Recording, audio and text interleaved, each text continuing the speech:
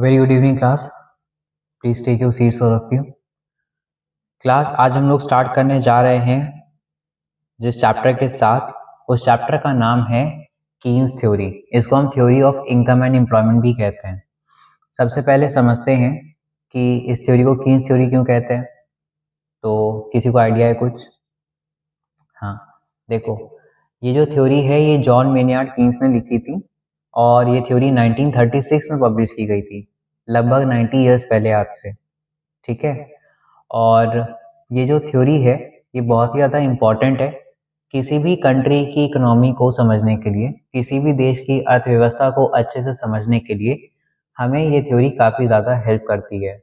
This is the reason कि 90 years पहले लिखी गई थ्योरी हम आज भी पढ़ रहे हैं, हमारे कोर्स के करिकुलम में आज भी है। क्या एज इट इज़ पढ़ रहे हैं? नहीं, इसमें टाइम के साथ में बहुत सारे अपग्रेडेशन हुए, कुछ चेंजेस किए गए, लेकिन स्टिल जो इसका बेसिक कोर्नस्टोन था वो बहुत ही ज़्यादा कह सकते हैं इम्पॉर्टेंट था, बहुत ही ज़्यादा आज भी हमारे लिए जो है फ़ायदेमंद है, इसलिए हम उसको आज भी पढ़ते हैं। तो स्टार्ट करते हैं कीन्सियन थ्योरी से। कीन्स थ्योरी में हम लोगों को मेजरली दो चीज़ें पहले समझनी है, वो है एग्रीगेट डिमांड और एग्रीगेट सप्लाई। तो इसमें पहले हम एग्रीगेट डिमांड को समझते हैं, उसमें भी उसके वर्ड्स को ब्रेक करते हैं। सबसे पहले एग्रीगेट का मतलब क्या होता है? एग्रीगेट का मतलब होता है किसी भी चीज़ का सम टोटल, है ना। जब हम सारी एंटायर चीज़ों को ले लेते हैं तो हम क्या बोलते हैं कि वो एग्रीगेट है। और डिमांड क्या होता है? हाँ, एग्जैक्टली। डिमांड मतलब क्या होता है? डिमांड मतलब एक पर्टिकुलर किसी प्राइस पे कितनी गुड्स या सर्विसेज की जो क्वांटिटी या कमोडिटी हैं वो मतलब मांगी जा रही है ना, उनका डिजायर है, उनकी डिमांड है, तो people are willing to take it. या फिर आप सिंपली कह सकते हो डिमांड वो है जो तीन कंडीशंस को फुलफिल करता हूँ। क्या? Desire, means to purchase, and willingness to use those means for that purchase. ये होता है डिमांड। किसी भी देश में देश के लोग कितना इनकम कमा रहे हैं और कितनी वहां पे सामान की डिमांड है, कितना आउटपुट बन रहा है। भाई, आप इनकम कमाओगे तो आप क्या करोगे? पैसा खर्च करोगे ना, चीजें खरीदोगे तो चीजों की डिमांड होगी। तो कितने लोग इनकम कमा रहे हैं और कितना डिमांड हो रहा है, यही चीज मिला के क्या बनता है? Aggregate demand. इसको डिफाइन करने के लिए कीन्स भैया ने कुछ चीजें बताई कि अगर हम सबकी डिमांड को स्टडी करने जाएंगे तो ये बहुत ही ज़्यादा कॉम्प्लेक्स हो जाएगा। अगर हम डिमांड के पैरामीटर को लेकर के हम ये निकालेंगे कि देश में कितनी डिमांड है, एग्रीगेट डिमांड है, तो ये बहुत ही ज़्यादा कॉम्प्लेक्स हो जाएगा।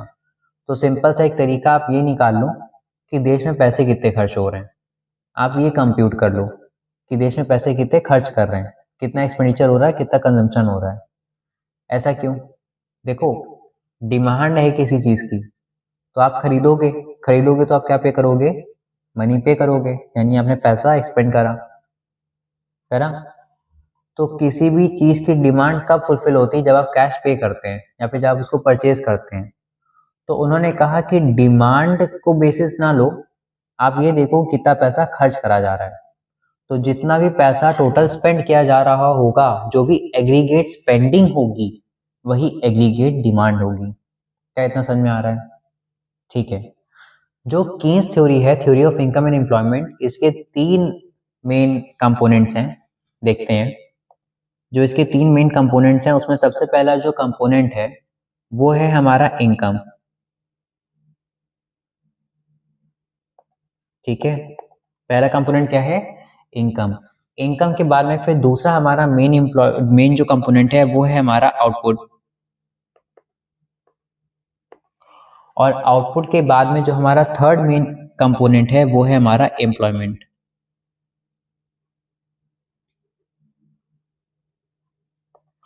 और ये तीनों ही इंटर रिलेटेड है। कोई बता सकता है कि ये तीनों इंटर रिलेटेड कैसे हैं? नहीं? चलो अच्छा, देखो, मैंने किससे स्टार्ट करा था? पहला कंपोनेंट क्या था? इनकम। सुनना, अगर मेरी इनकम ज्यादा होगी तो मैं ज्यादा परचेजिंग पावर रख पाऊंगा, मैं ज्यादा खर्च कर पाऊंगा। अब मान लो कि देश में बहुत सारे लोग जो है इनकम अच्छी खासी कमा पा रहे हैं, तो वो ज्यादा परचेजिंग पावर रखते हैं, वो ज्यादा चीजों को परचेज करेंगे। परचेज करेंगे तो उससे डिमांड क्रिएट होगी। जब वो लोग प्रोड्यूसर हैं, जो लोग प्रोडक्शन करते हैं, जो लोग सेलिंग करते हैं, सेल्समैन हैं या फिर रिटेलर्स हैं, उन्हें क्या ऐसा लगेगा कि सामान तो बिक रहा है बहुत ज़्यादा, यानी मार्केट में डिमांड है, तो हम सामान और सप्लाई करें।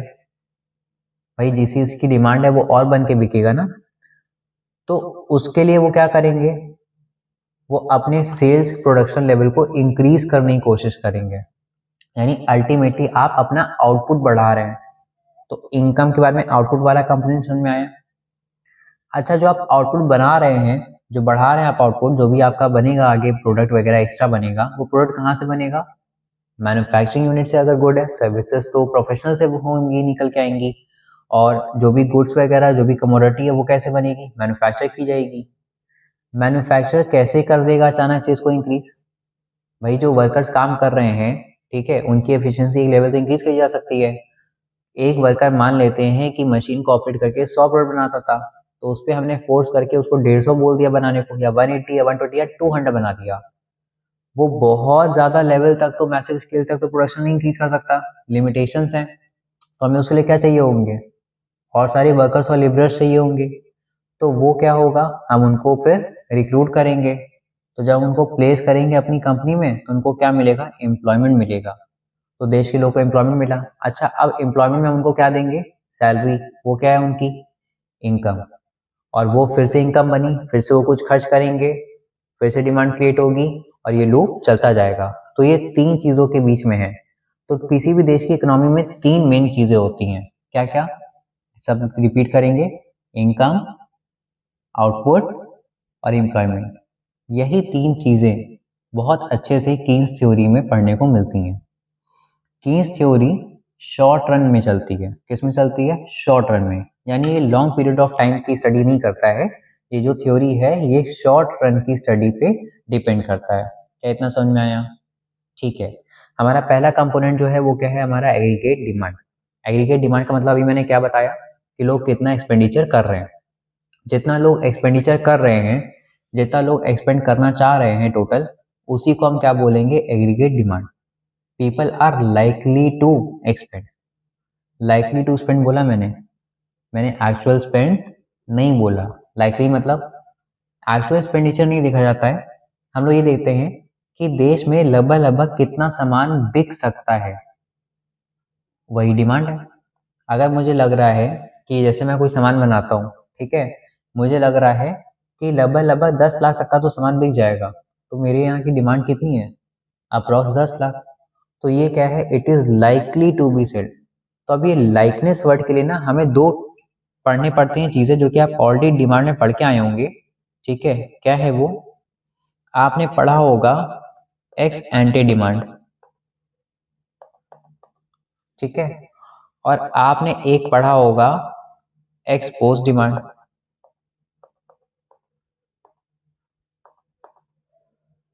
दोनों के बीच का क्या डिफरेंस है?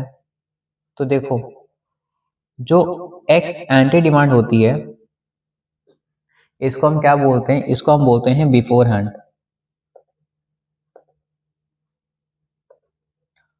और जो इसको एक्सपोस्ट होती है, इसको हम क्या बोलते हैं? इसको हम बोलते हैं आफ्टरवर्ड्स।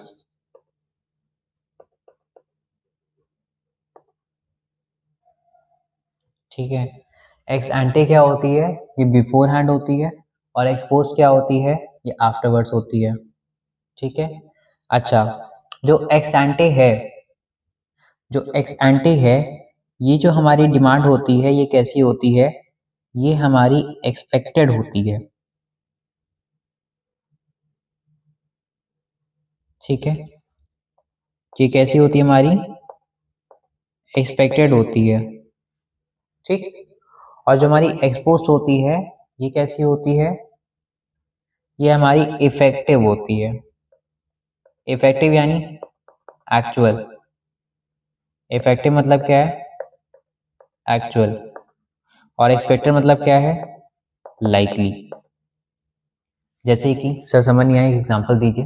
तो देखो, मान लेते हैं कि मैं कोई प्रोडक्ट बनाता हूँ, मैंने सोचा कि 10 पीस आज सेल हो जाएंगे। तो ये जो 10 पीस मुझे लग रहा है ना सेल हो जाएंगे, ये मेरी एक्सपेक्टेशन है, और ये लाइकनेस है कि there are certain chances that likely 10 products will be sold out. तो ये जो 10 प्रोडक्ट बिक जाएंगे, ये लाइकनेस है, ये एक्सपेक्टेशन है, और ये बिफोर हैंड है, बिका नहीं है, पहले से ही अनुमान लगाया जा रहा है। तो इसको हम क्या बोलते हैं? X anti. एक्सपोज क्या होता है? एक्सपोज मतलब आफ्टरवर्ड्स, परचेज हो गई है, मतलब कस्टमर्स ने, कंज्यूमर्स ने आके परचेज कर लिया है, मेरी तरफ से सेल्स हो गई है। हमको सेलर के पर्सपेक्टिव से देखना है चैप्टर, तो हमने सेल्स कर दी है। अब हमने जब सेल्स कर दी है तो हमको पता है ना एक्चुअली में कितनी यूनिट्स बिकी हैं, अब तो पता ही चल जाएगा। तो एक्चुअली मान लेते हैं कि मुझे तो 10 लग रहा था, लेकिन 8 प्रोडक्ट्स बिक गए हैं, 2 नहीं बिके। तो ये जो 8 है ना, ये 8 क्या है? ये आफ्टरवर्ड्स वाली वैल्यू है, ये इफेक्टिव है, इफेक्टिव यानी एक्चुअल, ठीक है। अब तो आपको एक्स एंटे और एक्स पोस्ट समझ में आ गया। तो अब हम समझ सकते हैं कि एग्रीगेट डिमांड क्या होता है। तो देखो, रीड करो क्या लिखा है एग्रीगेट डिमांड में। It is the total amount of goods and services in the economy, कि किसी भी देश में, किसी भी इकोनॉमी में टोटल कितने गुड्स एंड सर्विसेज हैं, ठीक है, जो बिकने के लिए रेडी हैं, which are there for total sales. So इनको हम क्या बोलते हैं? स्पेंडिंग के लिए जो रेडी हैं उनको हम क्या बोलते हैं? Aggregate demand. Basically it represents the total expenditure on goods and services in the economy. इससे हमें ये पता चलता है कि किसी एक इकोनॉमी में, किसी एक देश की अर्थव्यवस्था में लोग कितना गुड्स एंड सर्विसेज पे खर्च करने को रेडी हैं, ठीक है, डिजायरेबल है उनके लिए। कंपोनेंट्स ऑफ एडी, तो एडी के क्या क्या कंपोनेंट्स होते हैं? एडी के 4 कंपोनेंट्स होते हैं, ठीक है। देखो, 4 तरह के लोगों के खर्चों को एक्सपेक्ट किया जाता है यहाँ पे। सबसे पहला कंपोनेंट होता है हाउस होल्ड कंजम्पशन एक्सपेंडिचर, जिसको हम कैपिटल सी से डिनोट करते हैं। हाउस होल्ड कंजम्पशन एक्सपेंडिचर मतलब क्या होता है कि जो घर के प्राइवेट इंडिविजुअल्स हैं, जैसे हम लोग, तो हम लोग क्या करते हैं? हम लोग कहाँ पैसा खर्च करते हैं? हम लोग डेली एसेंशियल्स पे, ठीक है, फूड पे, क्लॉथ पे, अपनी जो डेली बेसिक नेसेसिटीज हैं, कंफर्ट है, इन पे जो पैसा खर्च करते हैं, ये किस में आता है? हाउस होल्ड कंजम्पशन एक्सपेंडिचर के अंदर आता है, ठीक है। दूसरा जो कंपोनेंट होता है वो होता है हमारा इन्वेस्टमेंट। अच्छा, अब इन्वेस्टमेंट भी 2 तरह की होती है। कौन कौन सी 2 तरह की इन्वेस्टमेंट होती है? जो पहली इन्वेस्टमेंट होती है वो होती है प्राइवेट पीपल की। हम लोग इन्वेस्टमेंट भी तो करते हैं भाई, हो सकता है आपके पेरेंट्स ने LIC पॉलिसी ले रखी हो, म्यूचुअल फंड्स में कुछ इन्वेस्टमेंट कर रखा हो, SIP ले रखा हो, FD या RD करवा रखी हो, है ना, ये सब इन्वेस्टमेंट्स के फॉर्म है। तो जो प्राइवेट इंडिविजुअल्स कराते हैं इन्वेस्टमेंट, ये लॉन्ग टर्म के लिए कराते हैं।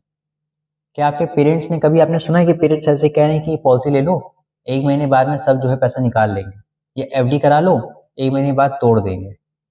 नहीं, क्योंकि जो इन्वेस्टमेंट होती है वो जनरली लॉन्ग टर्म पर्सपेक्टिव को देकर के किया जाता है। और अभी मैंने स्टार्टिंग में चैप्टर बताया कि ये चैप्टर किस रन पे चल रहा है? शॉर्ट रन पे चल रहा है। तो इसीलिए हम इंडिविजुअल प्राइवेट पीपल की जो इन्वेस्टमेंट होती है उसको कंसिडर नहीं करेंगे। बोलते क्या है उस इन्वेस्टमेंट को? उस इन्वेस्टमेंट का नाम होता है इंड्यूस्ड इन्वेस्टमेंट, क्योंकि वो उनकी इनकम के ऊपर डिपेंड करती है, फिक्स्ड भी नहीं होती है। हो सकता है कि जैसे अभी मेरी इनकम कम है तो मैं 1000 रुपये इन्वेस्ट कर रहा था, मेरी इनकम बढ़ गई, मैंने 2000 इन्वेस्ट करना स्टार्ट कर दिया, फिर 5000 करना स्टार्ट कर दिया। और ये किसके ऊपर डिपेंड कर रहा है? ये इंड्यूस हो रहा है इनकम के ऊपर मेरी, ये डायरेक्टली इनकम से रिलेटेड है, इसलिए इसको हम क्या बोलते हैं? Induce investment. और हम लोग इसको कंसिडरेशन में नहीं लेंगे। तो किसको लेंगे? हम लोग गवर्नमेंट के इन्वेस्टमेंट को लेंगे। उनको हम क्या बोलते हैं? उसको हम बोलते हैं ऑटोनोमस इन्वेस्टमेंट। ऑटोनोमस इन्वेस्टमेंट क्या होती है? ऑटोनोमस इन्वेस्टमेंट यानी वो इन्वेस्टमेंट जो गवर्नमेंट ने करा है, क्योंकि गवर्नमेंट के एक्सपेंडिचर्स जो होते हैं, जो इन्वेस्टमेंट वाले, जो जहाँ पे वो इन्वेस्ट करती है, वो उनका फिक्स्ड होता है, उसका टाइम पीरियड भी डिसाइडेड होता है, शॉर्ट टर्म का होता है। जैसे हर साल गवर्नमेंट अपना फिजिकल बजट लेके आती है, तो अपने फाइनेंशियल बजट में वो बताती है कि इतना पैसा जो है हम रोड्स एंड रेलवेज बनाने में लगाएंगे, इतना पैसा हम मेट्रो बनाने में लगाएंगे, इतना पैसा हम हेल्थ एंड एजुकेशन सेक्टर में इन्वेस्ट करेंगे। तो उनका हर साल का होता है, वो फिक्स होता है, ठीक है। तो उसका टाइम पीरियड भी डिसाइडेड है, अमाउंट भी फिक्स्ड है, और जनरली जो है एक सर्टेन प्रपोर्शन ऑफ अमाउंट ही उसमें इन्वेस्ट किया जाता है। तो हम लोग क्या करेंगे कि जो गवर्नमेंट का इन्वेस्टमेंट है, यानी जो ऑटोनोमस इन्वेस्टमेंट है, उसको कंसिडरेशन में ले लेंगे। थर्ड कंपोनेंट जो होता है हमारा, वो है हमारा जी यानी गवर्नमेंट एक्सपेंडिचर। सर अभी अभी तो आया था ऑटोनोमस इन्वेस्टमेंट। नहीं, वो ऑटोनोमस इन्वेस्टमेंट थी, वो सरकार की इन्वेस्टमेंट थी। अब हम बात कर रहे हैं एक्सपेंडिचर की, भाई सरकार भी तो गुड्स एंड सर्विसेज खरीदती है। कैसे सर? जैसे कि मान लेते हैं कि गवर्नमेंट का ना पीएसयू होते हैं, महारत्न और नवरत्न कंपनीज होती हैं, आपने पीएसयू पढ़ा होगा क्लास 11th में, है ना, जिनको गवर्नमेंट रन करती हैं। तो वो सामान भी बनाती हैं, उसके लिए रॉ मटेरियल चाहिए, तो रॉ मटेरियल उन्होंने खरीदा तो पैसा एक्सपेंड करा होगा ना, गवर्नमेंट को भी डिमांड है। तो इसी तरह गवर्नमेंट को बहुत सारी चीज़ों की डिमांड होती है, ठीक। तो गवर्नमेंट जब प्रोडक्ट्स के लिए पैसा खर्च करती है उसको हम बोलते हैं government expenditure.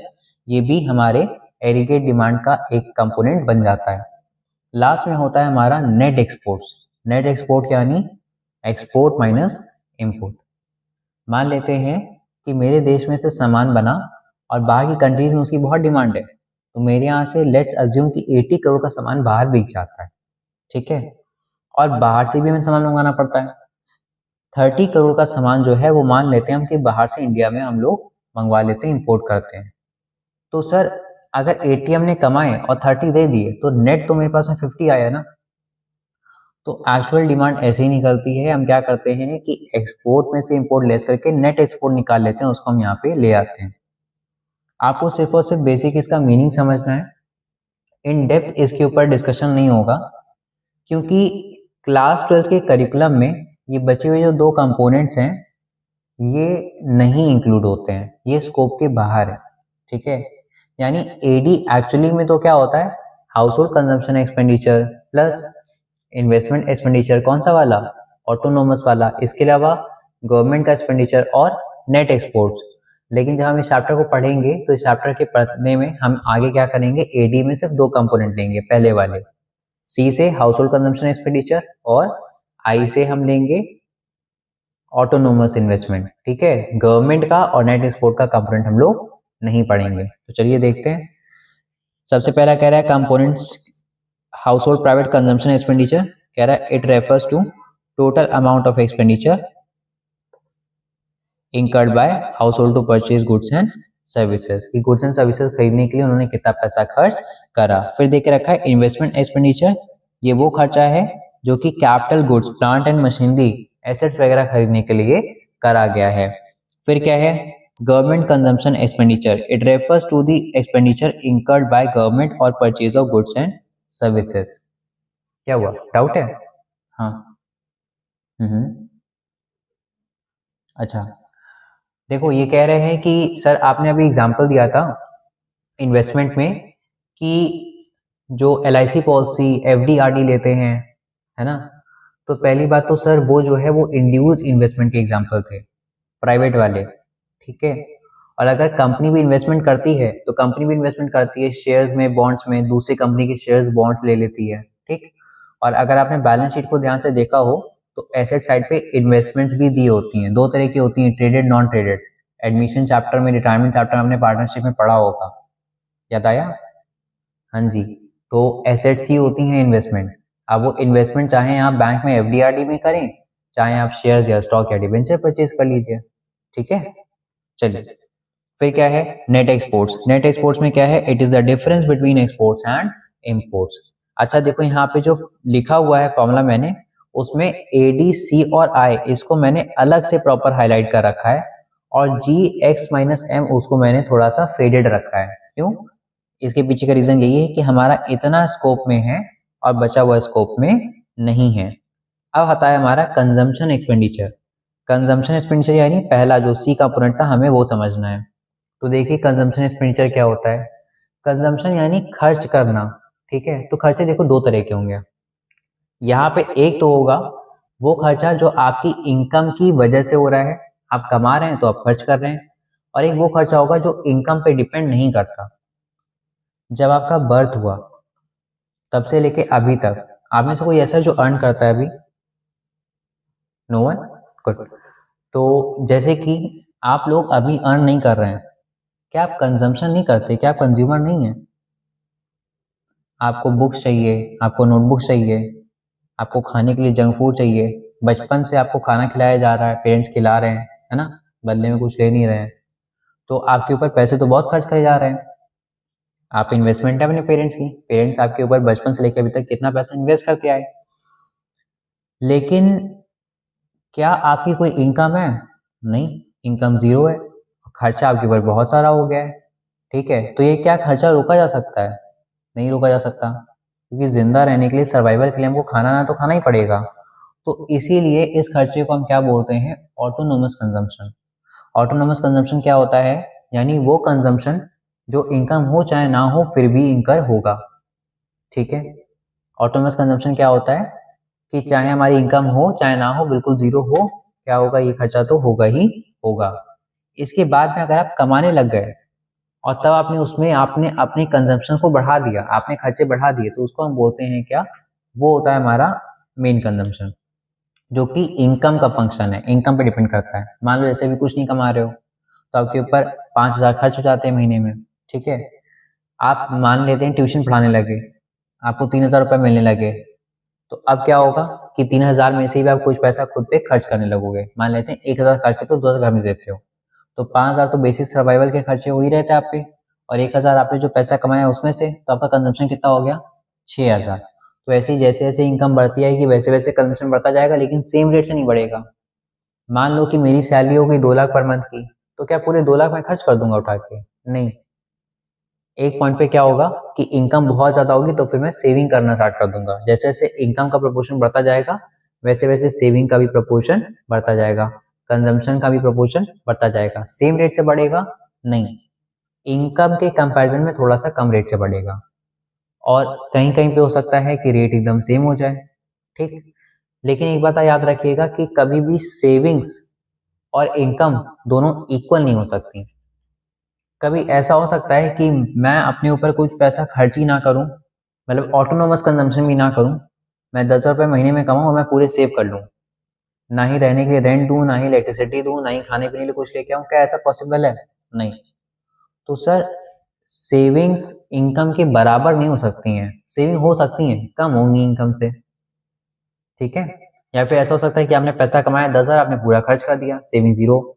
Saving can be zero, yes. Saving can be equal to income, no, ठीक। अब कंजम्पशन फंक्शन क्या है? Consumption is a function of income, that is consumption function depicts the portion of income spent on consumption, ठीक है। कह रहा है consumption क्या है? वो इनकम का फंक्शन है, जैसा भी उन्होंने डिस्कस करा, और ये फंक्शन जो है इनकम पे डिपेंड करता है। इसको हम कैसे लिखेंगे mathematically? C is equal to F of Y. अब कह रहा है consumption can never be zero, consumption कभी भी जीरो नहीं हो सकता। At zero level of income consumption is known as autonomous consumption. कह रहा है अगर आपकी इनकम का लेवल जीरो हो गया तब भी आप कंजम्पशन करेंगे, और ऐसे कंजम्पशन को हम क्या बोलेंगे? Autonomous consumption. अच्छा, इसका ग्राफ कैसा बनता है ये भी जानना हमारे लिए बहुत इंपॉर्टेंट है, तो चलिए देखते हैं जरा। जैसे कि ये है हमारी वाई एक्सेस, ये है हमारी एक्स एक्सेस, ठीक है। जो हमारी एक्स एक्सिस है यहाँ पे होता है हमारा इनकम, ठीक। और जो हमारी वाई एक्सिस है वहां पे होता है हमारा कंजम्पशन, ठीक है। देखते हैं, जो ये हमारा ग्राफ बनेगा कंजम्पशन का, वो थोड़ा सा ऊपर से बनता है, ठीक है। और इतना जो पोर्शन है वो नीचे छोड़ दिया जाता है। ये क्या है? यही है हमारा ऑटोनोमस कंजम्पशन, ठीक है। ये है हमारा क्या है? Autonomous consumption. कि आप इस पॉइंट पे देखिए, इस पॉइंट पे मान लेते हैं यहाँ पे वैल्यू आ रही है 4, ठीक है। जब आप 0 रुपीज कमा रहे थे तब भी आपके ऊपर 4 का एक्सपेंडिचर किया जा रहा था। ये जितना वैल्यू होगा ये क्या है? Autonomous consumption. तो हमेशा याद रखिएगा जब भी कंजम्पशन का हमारा ग्राफ बनेगा वो जीरो से नहीं बनेगा, थोड़ा ऊपर से बनेगा, और कैसा होगा? लीनियर होगा, अपवर्ड स्लोपिंग। अपवर्ड स्लोपिंग होगा और लीनियर होगा, जैसे लॉ ऑफ सप्लाई का कर्व होता है वैसा होगा, ठीक है। फिर इसके बाद में autonomous consumption exist because of past saving. अच्छा, किसी ने पूछा नहीं कि अगर आप पैसे कमा नहीं रहे हैं तो पैसे खर्च कैसे हो रहे हैं। तो जैसे कि मान लेते हैं कि पेरेंट्स आप पे पैसे खर्च कर रहे हैं, तो पेरेंट्स के पास वो पैसा कैसा आया? उन्होंने कमा के सेव करा ना। तो जो ऑटोनोमस कंजम्पशन होता है वो किसके दम पे होता है? सेविंग्स की वजह से होता है। आपके पैसे सेव्ड हो रखे हैं। अब मान लो जैसे मैं कमा रहा हूँ, ठीक है, पेरेंट्स मान लेते हैं मुझे नहीं खिलाते हैं और मैं खुद से कमा के खाता हूँ, ठीक। अगर मैं किसी मंथ नहीं पढ़ाऊँ या मैं कोई भी काम ना करूँ, घर पे बैठ जाऊँ एकदम, ठीक है, अनएम्प्लॉयड, तो ऐसे केस में क्या मैं सर्वाइव कर पाऊंगा? हाँ, उसके लिए मेरे पास क्या होनी चाहिए? सेविंग्स होनी चाहिए। यानी मैंने इनकम का कुछ पोर्शन जो है वो जोड़ के रखा हो। अगर ऐसा कर रखा था, मेरे पास सेविंग्स थी, तो मैं सर्वाइव कर ले जाऊंगा। तो एक बात सुनो, अगर मान लो मेरे खाते में 10,000 रुपये पड़े थे सेविंग के, और मैं किसी मंथ कुछ काम नहीं करता हूँ, घर पे रहता हूँ, तो मैं पैसे क्या करूंगा, और डाल दूंगा कि विड्रॉ कर लूंगा? सेविंग से विड्रॉ कर लूंगा। सेविंग्स क्या होने लगेंगी? कम होने लगेंगी। तो जब सेविंग्स कम होने लगेंगी तो सेविंग्स क्या हो रही हैं? वो नेगेटिव होती जा रही हैं। तो जब भी सेविंग्स को विड्रॉ करते हैं हम लोग, सेविंग्स जब भी नेगेटिव होती हैं तो उसको हम क्या बोलते हैं? डिस सेविंग बोलते हैं। क्या बोलते हैं? डिस सेविंग बोलते हैं। ये अभी आएगा आगे, देखते हैं। तो कह रहा है autonomous consumption exist because of past savings. आपने पहले सेविंग्स कर रखी थी, इस वजह से ऑटोनोमस कंजम्पशन एग्जिस्ट करता है। Consumption function is linear. ये लीनियर है। देखो ये ग्राफ कैसा बना हुआ है, ये लीनियर है, अपवर्ड स्लोपिंग है। क्या कह रहा है? It increases at a constant rate. ये सेम रेट से बढ़ेगा। फिर इसके बाद mathematically c is equals to, यहाँ पे ये c बार होगा, ठीक है, plus b of 5। c bar क्या होता है? c बार मतलब होता है ऑटोनोमस कंजम्पशन, और by में सिर्फ b का मतलब होता है स्लोप ऑफ कंजम्पशन, ठीक है। ये हम लोग डिमांड में भी पहले पढ़ चुके हैं कि स्लोप क्या होता है। स्लोप का मतलब होता है change in y axis with respect to change in x axis, ठीक, यही तो स्लोप होता है। तो यहाँ पे y एक्सिस और x एक्सिस के बीच का जो भी चेंज निकाला था, इससे हमें क्या मिलेगा? यहाँ पे b मिलेगा। b यानी स्लोप ऑफ कंजम्पशन कर्व। इसको हम लोग MPC भी कहते हैं। और ये MPC क्या होता है सर? ये सस्पेंस है, ये मैं आगे बताऊंगा आपको, ठीक है। अब यहाँ पे दो न्यूमेरिकल दिए हैं, बहुत ही सिंपल से हैं, बस आपको वैल्यू रखनी है और उसके बाद फिर आपको आंसर डिराइव करना है। मैं एक पहला वाला बता दे रहा थोड़ा सा। जैसे इनकम 5,000 करोड़ दे रखी है और स्लोप देख रखा है 0.75। तो अभी उन्होंने देखा कि क्या होता है formula, C is equals to C bar plus B Y. तो C bar plus B Y, आपको y दे रखा है। y कितना दे रखा है आपको? 5,000 इनकम, और b कितना दे रखा है? 0.75। तो 5,000 इंटू 0.75 वैल्यू आ गई। और C बार ऑटोनोमस कंजम्पशन दे रखा है 50 करोड़, तो 50 करोड़ प्लस 5,000 इंटू 0.75, जो भी आंसर आएगा वो हमारा क्या हो जाएगा? कंजम्पशन एक्सपेंडिचर, ठीक है। अच्छा, अब आगे देखते हैं। नेक्स्ट फिर इन्वेस्टमेंट एक्सपेंडिचर। क्या कह रहा है इन्वेस्टमेंट एक्सपेंडिचर के बारे में? कह रहा है investment is a function of rate of interest. ये रेट ऑफ इंटरेस्ट का फंक्शन होता है। मतलब देखो, इन्वेस्टमेंट करने के लिए क्या चाहिए? पैसा। और अगर हम इनकम नहीं कमा रहे हैं तो हम क्या करेंगे? पैसा बोरो करेंगे, है ना। कोई मुझे 10% पे पैसे देता था तो मैं लेकर के इन्वेस्ट कर देता था। अगर अब वो रेट ऑफ इंटरेस्ट बढ़ा दे, फाइनेंस कॉस्ट को इंक्रीज कर दे, अब वो 10% की जगह मुझसे 20% चार्ज करे, तो अब मैं क्या करूंगा? उससे कम पैसे लूंगा। अगर मैं कम पैसे लूंगा तो मेरी मनी डिस्पोजल वाली पार, ठीक है, मतलब पैसे यूज करने की पार मेरी कम हो जाएगी। पहले मैं अगर 1 लाख लोन लेके आता था, मैं कितने ला पाऊंगा? मान लेते हैं 60,000, 70,000, 60-70,000 ला पाऊंगा। तो उससे मेरी परचेसिंग पावर कहीं ना कहीं कम हो जाएगी। तो मैं उतनी इन्वेस्टमेंट कर पाऊंगा जितनी पहले करता था? नहीं।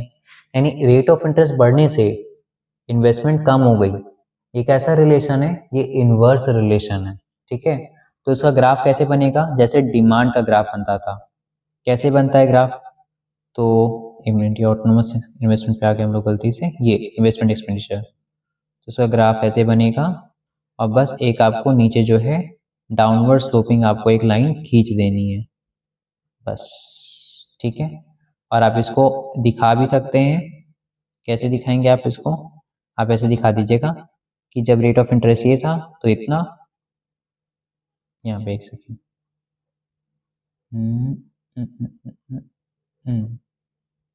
ठीक है, आप यहाँ पे दिखा दीजिए। ये तो नीचे 0 है।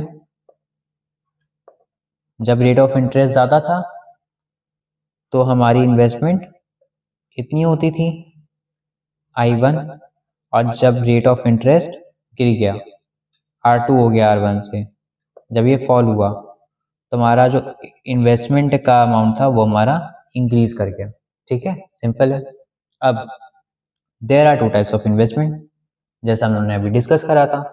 एक होती है इंड्यूस्ड इन्वेस्टमेंट और एक क्या होती है ऑटोनोमस इन्वेस्टमेंट। इंड्यूस्ड इन्वेस्टमेंट क्या होती है, जो प्राइवेट सेक्टर वाले कर रहे हैं, प्रॉफिट अर्निंग मोटिव के लिए कर रहे हैं, और ये कैसे बढ़ेगी, इनकम के बढ़ने से। अगर आपकी इनकम बढ़ती जाएगी तो आपका ये भी इन्वेस्टमेंट बढ़ता जाएगा। ऑटोनोमस इन्वेस्टमेंट कौन करता है, गवर्नमेंट करती है। क्यों करती है, प्रॉफिट मोटिव के लिए नहीं, सोशल वेलफेयर के लिए। ठीक है, कुछ लोग कह देते हैं social motive, profit motive, social motive. Social motive मत लिख के आइएगा एग्जाम में, सोशल वेलफेयर लिख के आइएगा। ठीक है, it remains constant, very important. ठीक है, ये भी याद होना चाहिए कि ये कैसा रहता है, ये कांस्टेंट रहता है। ठीक है, ये कांस्टेंट रहता है, आपकी इनकम बढ़े चाहे ना बढ़े। आपसे क्या, ये तो गवर्नमेंट का है ना, तो गवर्नमेंट की इनकम बढ़े ना बढ़े, गवर्नमेंट का ही जो एक्सपेंडिचर होता है वो फिक्स होता है कि इतना करना है तो भाई करना है। तो इंड्यूस्ड इन्वेस्टमेंट का ग्राफ कैसा बनेगा, बता सकता है कोई? हाँ, इंड्यूस इन्वेस्टमेंट का जो ग्राफ बनेगा वो कैसा बनेगा, वो बनेगा अपवर्ड स्लोपिंग। क्यों, क्योंकि इनकम के साथ बढ़ रहा था ना, तो आप ऐसे ही बनाएंगे ग्राफ और आप ये अपवर्ड स्लोपिंग कर दीजिएगा। ठीक है, यहाँ पे लिख दीजिएगा इन्वेस्टमेंट और यहाँ पे लिख दीजिएगा इनकम। तो जैसे जैसे इनकम बढ़ रही है वैसे वैसे इन्वेस्टमेंट भी बढ़ता जा रहा है। और ऑटोनोमस का कैसा रहेगा, तो ऑटोनोमस का बनेगा पैरेलल टू एक्स एक्सिस। क्यों, क्योंकि कांस्टेंट है। और क्या जीरो है, नहीं, तो इसीलिए थोड़ा सा ऊपर बनेगा। ठीक, आप बाकी लेबलिंग वगैरह कर लीजिएगा। अच्छा, अब हमको जो है एक इंपॉर्टेंट यहाँ पे नोट दे रखा है, for the purpose of aggregate demand we consider only autonomous investment. हम लोगों ने ऑलरेडी पढ़ लिया, इसमें सिर्फ गवर्नमेंट वाली ऑटोनोमस इन्वेस्टमेंट हम लेंगे जो कि क्या होगी, fixed. Because according to Keynes investment remains constant at all level of income during the short period. Short period में जल्दी किसी की इनकम चेंज नहीं होती है। हम क्या पढ़ रहे हैं, हम पढ़ रहे हैं शॉर्ट टर्म पे, और शॉर्ट रन में जल्दी जल्दी इनकम किसी चेंज नहीं होती है कि बहुत जल्दी जल्दी इनकम बदलती गई। अभी मैंने ज्वाइन करा नौकरी, इस महीने में 15,000 कमा रहा हूँ, फिर सीधे नेक्स्ट मंथ 50,000 हो गई, फिर 1 लाख, फिर 2 लाख, ऐसे करते करते दिसंबर आया तब तक 1 करोड़ हो गई। पॉसिबल नहीं है। तो शॉर्ट रन में आपकी इन्वेस्टमेंट नहीं बढ़ने वाली है ना। इसीलिए हम क्या करेंगे, यहाँ पे हम गवर्नमेंट कर लेंगे जो कि फिक्स्ड है। Because according to Keynes investment remains constant at all level of income during the short period. कह रहा है इन्वेस्टमेंट जो है वो आपकी लेवल ऑफ इनकम कुछ भी हो जाए वो फिक्स रहेगा। अब यहाँ पे इनकम कंजम्पशन का एक शेड्यूल बनाना है, तो चलिए साथ में बनाते हैं। सबसे पहले इनकम में लिख लीजिए 0, 100, 200 ऐसे करके आप 500 तक लिख लीजिए।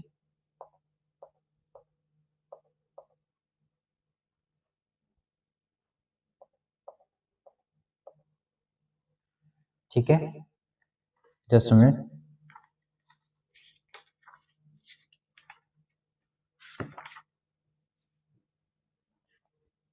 ठीक है, इसके आने फिर आप कंजम्पशन में लिखिए, जब 0 इनकम थी तब मान लेते हैं कि आप 20 खर्च करते थे। ठीक है, फिर जब आपकी इनकम 100 हो गई तो आपने क्या करा, आपने पूरे 100 खर्च कर दिए।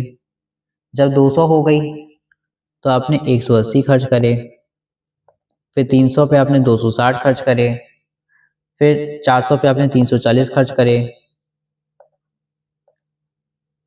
लास्ट में कोई बता सकता है कितने खर्च करे?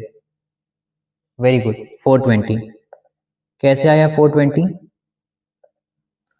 सर क्योंकि आपने बताया था कंजम्पशन का ग्राफ कैसा बनता है, लीनियर, कांस्टेंट रेट से इंक्रीज होता है। तो 20 से 100 तक आने में कितने का इंक्रीमेंट हुआ, 80 का। तो यहां से भी आगे 80 का, and it goes on. Investment देखते हैं, इन्वेस्टमेंट क्या होती है, फिक्स होती है। तो मान लेते हैं कि इन्वेस्टमेंट जो है 40 है, तो नेक्स्ट टाइम में इन्वेस्टमेंट कितनी होगी, वेरी गुड, 40 होगी। ओवरऑल पूरे पीरियड में क्या रहेगी, 40 रहेगी। एक सेकेंड। ठीक है, एडी क्या होता है, सी प्लस आई। तो देखो 20 कंजम्पशन और 40 इन्वेस्टमेंट कितना हो गया, 60। 100 कंजम्पशन और 40 इन्वेस्टमेंट कितना हो गया, 140, फिर 180 प्लस 40 220, फिर 260 प्लस 40 300, फिर 340 प्लस 40 380,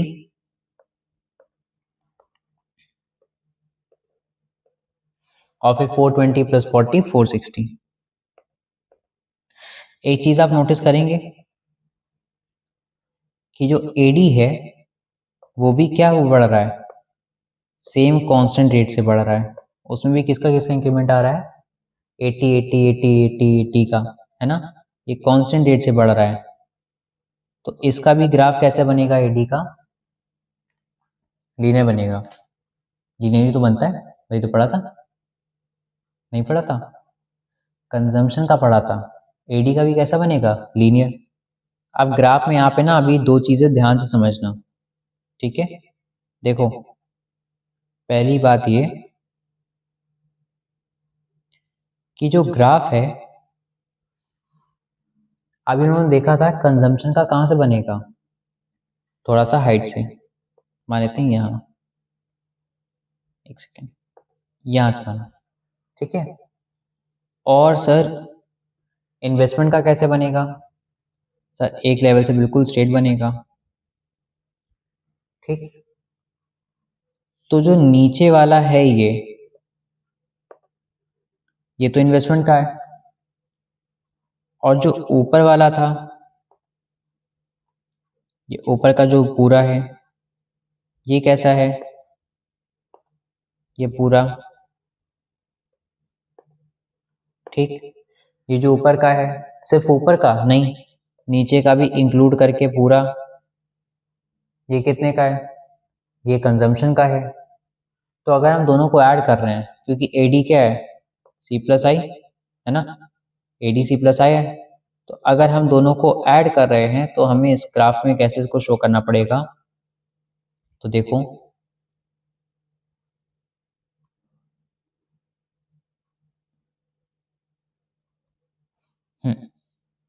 ये किस चीज का ग्राफ है, ये सी का ग्राफ है, ठीक। ये कंजम्पशन का ग्राफ है, और ये किस चीज का ग्राफ है, हाँ ये आई का ग्राफ है, इन्वेस्टमेंट का ग्राफ है। तो जब हम दोनों को ऐड कर देंगे तो ऐड करने के बाद में यहाँ से एक पैरेलल लाइन ड्रॉ होगी जो कि सी के पैरेलल होगी, ठीक है। और ये क्या होगा, ये होगा एडी का ग्राफ, एडी मतलब सी प्लस आई, ठीक है। कोई दिक्कत है, समझ में आया। तो ये क्या है, ये हमारा ग्राफ बनेगा, बस। अब आते हैं एग्रीगेट सप्लाई पे। तो देखो एग्रीगेट सप्लाई क्या होता है, it refers to the total output value of all goods and services available in the economy during a given period of time. ये डिफिनेशन कहीं सुनी सुनी लग रही है क्या, जिन्होंने पढ़ी है, नेशनल इनकम की डिफिनेशन है ये।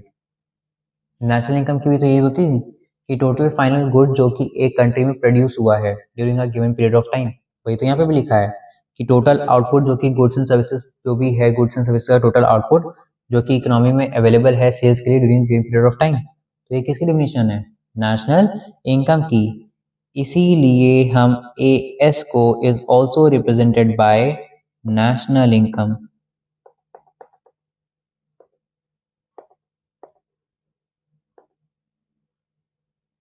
ठीक है। AS is also represented by national income. अब एग्रीगेट सप्लाई हमें कैसे पता चलेगा, सप्लाई किसकी इक्वल होगी, इनकम की इक्वल, ठीक है। सप्लाई किसकी इक्वल होती है, इनकम की इक्वल होती है। Can I say supply is also a function of income, yes we can, ठीक है। AS is also a function of income. Now जो इनकम होती है, इनकम में क्या होता है, मान लेते हैं सर आपने 10,000 रुपये खर्च कर दिए और 5,000 बचा लिए, तो टोटल आपकी इनकम कितनी रही होगी, 15,000। तो 10,000 क्या है, कंजम्पशन, 5,000 क्या है, सेविंग। कंजम्पशन और सेविंग को मिला दें तो दोनों के एडिशन से क्या बनता है, इनकम। तो y का फॉर्मूला क्या बन गया, c प्लस एस, और ASC क्या है, y है। तो y की जो ये वैल्यू है c प्लस एस वाली, ये उठा के हम y की जगह पर रख दें, तो उस समय क्या मिलेगा, as equals to C plus S. कोई दिक्कत है? पक्का? ठीक है। तो यहाँ पे ये इसमें आप अपने पास नोट्स में मार्क कर लीजिएगा। सेकेंड, क्या हो रही है?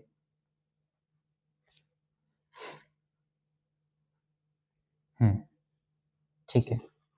तो अपने पास ये आप नोट्स में मार्क कर लीजिएगा कि ये जो C है ये ऑलरेडी कवर्ड है कंजम्पशन, और ये जो X है ये S हमारा अब नेक्स्ट डिस्कशन है, सेविंग्स हमको समझनी है। तो चलिए देखते हैं अब सेविंग्स क्या होती हैं। Savings is a function of income. Saving किसका फंक्शन है? इनकम का है। जैसे अभी एग्जांपल लिया था तो उसमें बताया था जैसे जैसे आपकी इनकम बढ़ेगी वैसे वैसे आपकी सेविंग्स बढ़ने लगेंगी। ठीक है। फिर saving function depends the portion of income. Saving का मतलब क्या होता है? इनकम का वो पोर्शन जो आप सेव कर रहे हैं, यानी आप खर्च नहीं कर रहे हैं। सेव्ड आफ्टर एक्सपेंडिचर, जो आपने खर्च नहीं करा वही तो सेविंग हो गई है ना। ये किसका फंक्शन है? इनकम का। तो S equals to F of Y. अच्छा, अब ये भी कैसा रहेगा? इसका ग्राफ भी ऐसा बनेगा, अपर स्लोपिंग। ठीक, एक मिनट, लेकिन इसमें एक इंपॉर्टेंट चीज है वो भी हम समझ लेते हैं। जब इसका ग्राफ बनता है तो ग्राफ ऐसा बनेगा। ग्राफ आपने ऐसा कैसे बनाया? यहाँ 0 है और यहाँ नीचे नेगेटिव फिगर्स हैं। आई होप आपको ग्राफ आता है, मुझे ग्राफ नहीं पढ़ाना पड़ेगा। ऑर्डिनेट के 0 के मतलब ओरिजिन के ऊपर जो होता है ऑर्डिनेट, वाई एक्सिस को ऑर्डिनेट बोलते हैं, एक्स एक्सिस को एप्सिका बोलते हैं। तो जो ऑर्डिनेट होता है 0 के ओरिजिन के ऊपर वो पॉजिटिव फिगर्स होती हैं, 0 के नीचे जो होती हैं वो कैसी होती हैं? नेगेटिव फिगर्स होती हैं। सिमिलर मैनर जब हम ग्राफ बनाते हैं आपकी तरफ से कोऑर्डिनेट में, जो इधर का फिगर होगा, ठीक है, राइट हैंड साइड का, वो कैसा होगा? पॉजिटिव होगा एक्स एक्सिस का, और लेफ्ट हैंड साइड वाला नेगेटिव होगा एक्स एक्सिस का। तो यहाँ पे जब आपकी इनकम 0 है, जब आपकी इनकम, ये किस चीज का ग्राफ है? ये किसका एरो है? ये इनकम का है। और ये किसका है? सेविंग का। हमेशा रखो इनकम का नीचे बनाते हैं, income consumption, income saving, income investment. ठीक है। इनकम जब आपकी 0 है तो आपकी सेविंग कितनी है? नहीं, तब आप क्या कर रहे हैं? पैसा विड्रॉ कर रहे हैं, है ना। तो देखो, तो जब आपकी इनकम 0 है, आपने पैसा विड्रॉ करा, तो मान लेते हैं कि पॉइंट यहाँ पे था। ठीक, कितना पैसा विड्रॉ करोगे? ऊपर कंजम्पशन के ग्राफ में मैं लेके जाऊं तो जब आपकी इनकम 0 थी, ये इनकम का है, अभी देखा, तो जब आपकी इनकम 0 थी तो आपने इतना क्या करा? ऑटोनोमस कंजम्पशन करा इतना। तो ये जो ऑटोनोमस कंजम्पशन करा, इतना कंजम्पशन करने के लिए पैसा कहाँ से आया होगा? सेविंग से। तो ओरिजिन के जितना ऊपर ऑटोनोमस कंजम्पशन का ग्राफ बनता है, ओरिजिन के उतना ही नीचे नेगेटिव सेविंग का पॉइंट आएगा। ठीक है, क्या ये बात समझ में आई? किसी को कोई दिक्कत है? ठीक, तो जितना ओरिजिन के ऊपर ऑटोनोमस कंजम्पशन, एग्जैक्ट उतना ही ओरिजिन के नीचे सेविंग्स। ठीक है, ये इतनी सेविंग्स।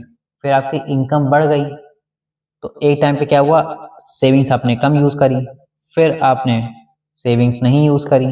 ठीक है, फिर एक टाइम पे सेविंग बढ़ने लगी बढ़ने लगी बढ़ने लगी, तो ये कैसा बनेगा जाकर के?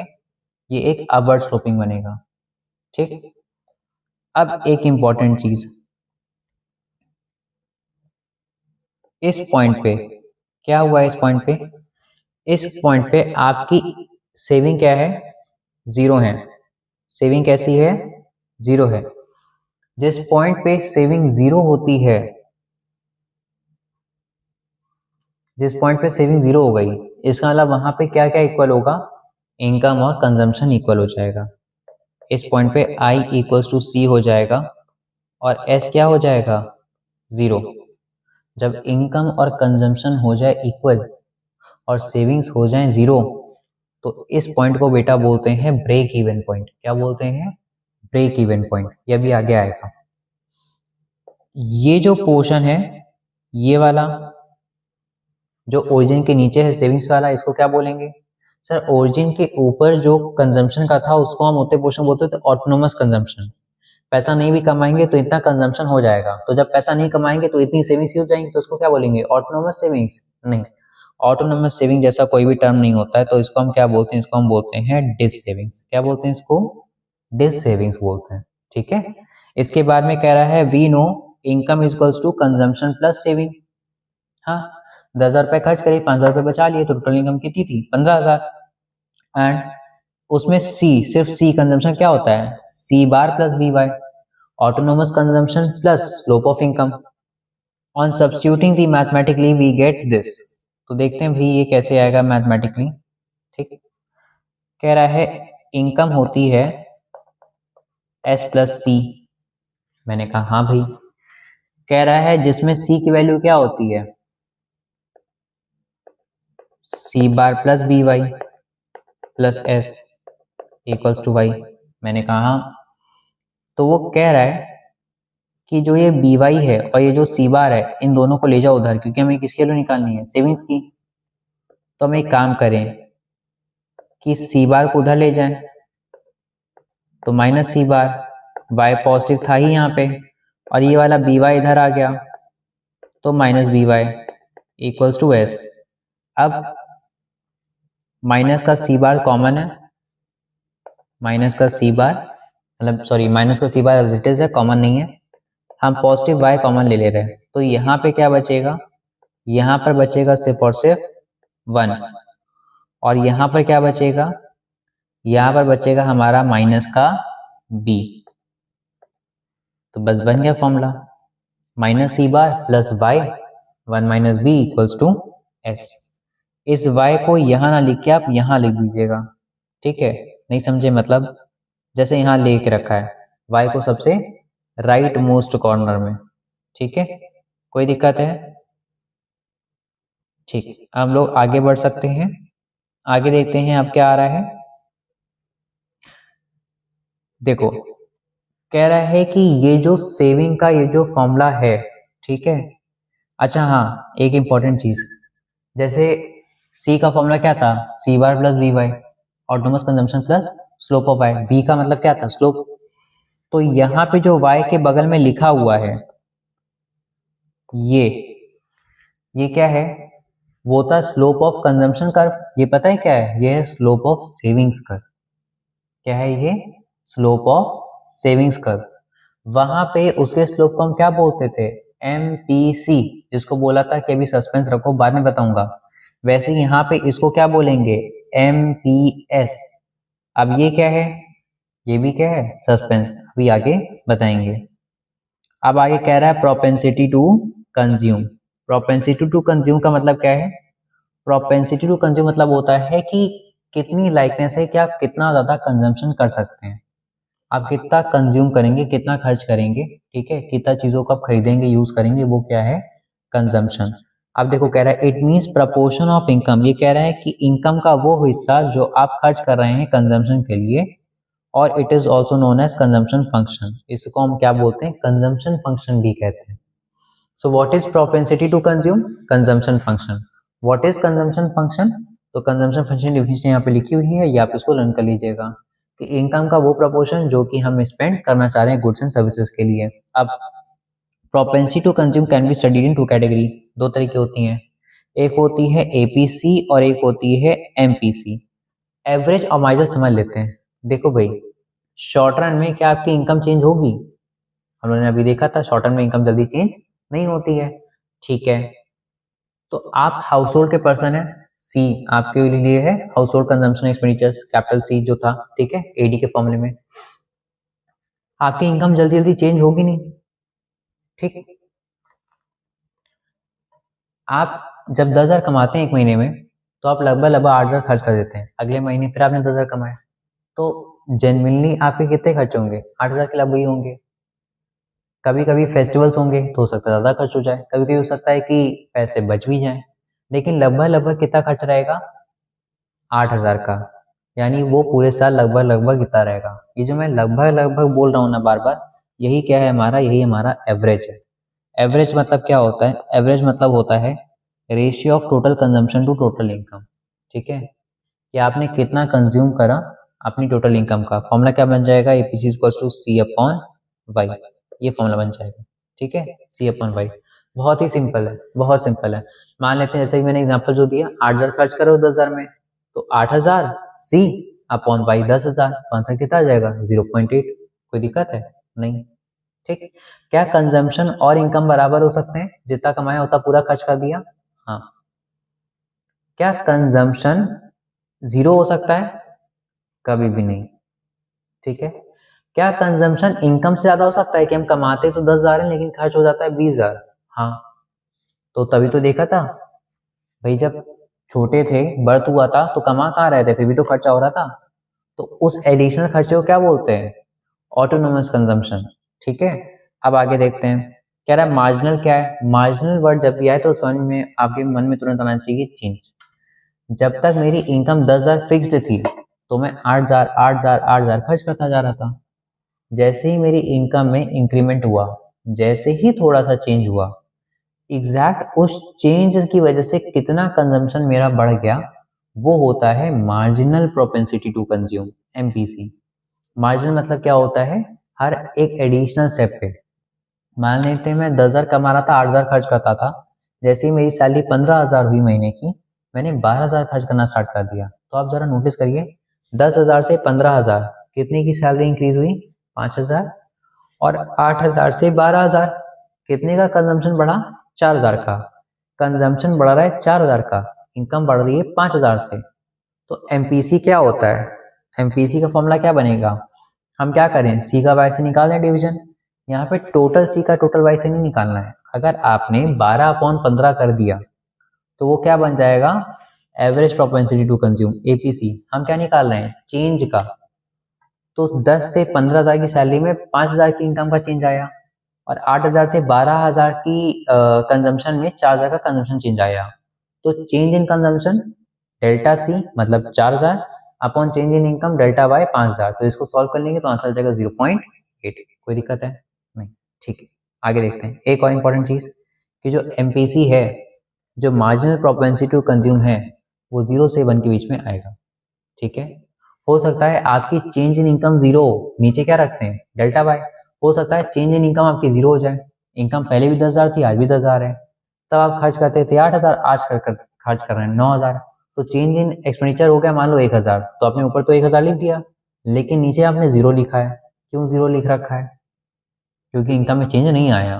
तो आंसर क्या हो जाएगा इसका, नहीं होगा, इसका नहीं होगा, यही मैं चेक कर रहा था, नहीं होगा। मैथ्स बेसिक आपने पढ़ रखी है, कभी भी नीचे डिनोमिनेटर में जीरो नहीं आना चाहिए। उसका आंसर क्या होता है, not defined, we can not find that answer. Zero कब आता है, जब न्यूमरेटर जीरो हो, यानी चेंज इन कंजम्पशन जीरो रहे। अगर चेंज इन कंजम्पशन जीरो रहे तो मार्जिनल प्रोपेंसिटी टू कंज्यूम क्या हो जाएगी, जीरो। ठीक है, और कंजम्पशन का चेंज इनकम के चेंज के बराबर हो जाए तो क्या हो जाएगा, एमपीसी 1। क्या कभी ऐसा हो सकता है कि जैसे कि मेरे खर्चे 18,000 के होते थे महीने में, मान लो 18,000, ठीक, जब मैं कुछ नहीं कमाता था, अब मैं 10,000 कमाने लगा हूं, तो मेरे खर्चे मैक्सिमम कितने और बढ़ सकते हैं, 28,000। 18,000 वो ऑटोनोमस वाला जो हम लोग सेविंग से कर रहे थे यूज, यानी डिस सेविंग करके, और 10,000 जो एक्स्ट्रा सैलरी कमाई मैंने वो भी खर्च कर दी, 28,000। ऐसा हो सकता है कि मेरी सैलरी सिर्फ 10 से बढ़ी लेकिन मेरे खर्चे 60,000 हो गए, नहीं ऐसा नहीं हो सकता। ठीक है, आपके खर्चे बेसिक नेसेसिटीज तो आपकी सेविंग से पूरी हो ही रही थी ना, डिस सेविंग करके। तो आपने जो इनकम बढ़ाई उससे आपका कंजम्पशन जो है लगभग लगभग मैक्सिमम बढ़ेगा भी तो उतने लेवल तक जाएगा। तो चेंज इन कंजम्पशन और चेंज इन इनकम दोनों इक्वल हो सकते हैं, लेकिन चेंज इन कंजम्पशन इनकम के चेंज से ज़्यादा नहीं आ सकता है। इसीलिए एमपीसी जब हम चेंज का निकालेंगे, एमपीसी निकालेंगे मार्जिनल प्रोपेंसिटी टू कंज्यूम, तो वो कितने का निकलेगा, वो निकलेगा 0 से 1 के बीच का। ठीक है, आगे बढ़ते हैं। Relationship between income consumption and APC, क्या रिलेशन इनके बीच का, तो सिंपल सी बात देखो, एवरेज प्रोपेंसिटी टू कंज्यूम मतलब क्या था कि लगभग लगभग कितना हम खर्च कर रहे हैं। तो देखो, अगर इनकम ज्यादा है, ठीक है, अगर इनकम ज्यादा है किससे, कंजम्पशन से, आप कमा ज्यादा रहे हैं खर्च कम कर रहे हैं, तो ऐसे में क्या होगा, जो प्रोपेंसिटी टू कंज्यूम है, लगभग खर्च करने की क्षमता, वो 1 से कम आएगी। जैसे अभी जो एग्जांपल लिया था, 8,000 खर्च कर रहे थे 10,000 की सैलरी में, तो उससे कितना आंसर आया था, 0.8 आंसर आया था, है ना। तो 0.8 0 से 1 के बीच में आता है, यानी 1 से छोटा है, ठीक है। अगर आपका इनकम ज़्यादा है कंजम्पशन से, तो आंसर क्या होगा, <1। अगर आपकी इनकम जो है वो कंजम्पशन के जस्ट बराबर है, अगर आपकी जो इनकम है वो कंजम्पशन से जस्ट बराबर है, तो ऐसे में क्या होगा, आंसर 1 हो जाएगा। आपने 8,000 कमाए, 8,000 खर्च कर दिए, 8,000 अपॉन 8,000 1। और अगर आपके कंजम्पशन ज़्यादा है इनकम से, तो ऐसे में क्या होगा, average propensity to consume more than 1 होगा। बस सिंपल से याद रखो, आपको एरो याद रखना है। किसका एरो याद रखना है आपको एरो याद रखना है इनकम का, कि अगर इनकम कम है तो वैल्यू कैसी आएगी, 1 से बड़ी आएगी, ठीक है। अगर इनकम बराबर है तो वैल्यू 1 आएगी, और अगर इनकम ज़्यादा है तो वैल्यू 1 से छोटी आएगी, ठीक है। अब प्रोपेंसिटी टू सेव, जैसे प्रोपेंसिटी टू कंज्यूम था, खर्च करने की क्षमता, वैसे ही प्रोपेंसिटी टू सेव कि लगभग कितनी सेविंग की जा सकती है, ये भी निकाल लेते हैं। तो देखो क्या कह रहा है it indicates tendency of households to save at a given level of income and is also known as saving function. इसको हम क्या बोलते हैं, सेविंग फंक्शन। कह रहा है हमको ये बताता है कि अगर कोई पर्सन इनकम अर्न कर रहा है तो एक लेवल ऑफ इनकम पे लगभग कितना जोड़ सकता है पैसा, जैसे कि जितना खर्च कर सकता है तो उसी का अपलोड क्या हो जाएगा, कितना जोड़ सकता है। Propensity to consume can be studied in 2 category. Propensity भी 2 तरह की होगी, जैसे वहां पे क्या था, एवरेज और मार्जिनल, तो यहाँ पे भी क्या होगा, एवरेज और marginal. Average propensity to save क्या होगा, लगभग हर महीने जो आप पैसा कमा रहे हो उस पर आप कितना पैसा सेव कर लेते हो। और मार्जिनल क्या होगा, आपकी जब इनकम में इंक्रीमेंट हुआ तो आपकी सेविंग्स में कितना इंक्रीमेंट हुआ, ठीक है। तो एवरेज प्रोपेंसिटी टू सेव क्या है, APS, it is the ratio of total savings to total income, ठीक। जैसे वहां पे था, वहां पे एपीसी क्या था, सी अपॉन वाई, यहाँ पे क्या है, एस अपॉन वाई। नीचे हमेशा क्या रहेगा डिनोमिनेटर में, इनकम, क्योंकि टोटल नीचे आता है ना, फेवरेबल अपॉन टोटल। टोटल क्या है आपका, इनकम ही तो टोटल है, मेन बेस। फिर मार्जिन, यहाँ पे करेक्शन है, ठीक है, यहाँ पे कंज्यूम नहीं होगा, यहाँ पे सेव होगा, ठीक। Marginal propensity to save, MPS का क्या हो जाएगा, कि ये मार्जिनल है, ये एडिशनल चेंज वाला है, तो इसमें क्या आएगा, कह रहा है it is the ratio of the change in savings to change in income, ठीक है। चेंज बोल रहा है, चेंज और चेंज यानी डेल्टा, ठीक है, डिफरेंस। फॉर्मूला क्या हो जाएगा, एमपीएस को delta S upon delta Y. Value किससे किसके बीच में रहेगी, 0 से 1 के बीच में, ठीक। अब चाहे आप उसको 0% से 100% बोल दो। 100% क्यों बोला सर, तो 100% में 100 है, और परसेंट का साइन हटेगा, नीचे 100 आ जाएगा, तो कट के क्या हो जाएगा आंसर, 1। तो 1 ही है, बस घुमा के लिखा गया है। तो चाहे आप 0 to 1 बोल दो, चाहे आप 1% to 100% बोल दो, कोई दिक्कत है नहीं। अच्छा, 2 डेरिवेशन देखिए आप, एपीसी और एपीएस। एपीसी क्या होता है, average propensity to consume, formula क्या होता है, सी अपॉन वाई। एपीएस क्या होता है, average propensity to save, formula क्या होता है, एस अपॉन वाई। अगर हम दोनों को ऐड कर दें तो देखो जरा, y क्या हो जाएगा, एलसीएम, ऊपर क्या आ जाएगा, c प्लस एस।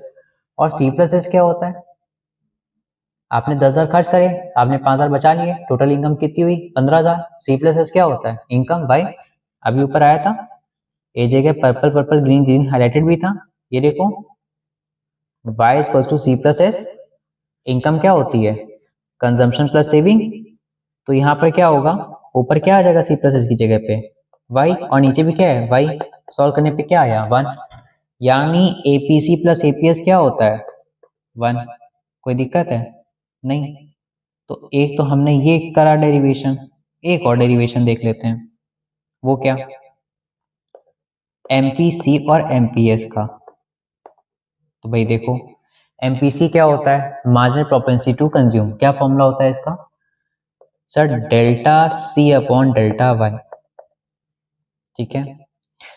एक और चीज कंफ्यूजन वैसे होगी नहीं, अगर सी का पूछ रहा है तो ऊपर सी आएगा, अगर सी का पूछा तो उसमें भी ऊपर सी आया था, अगर एस का पूछा तो ऊपर क्या आएगा, एस आएगा।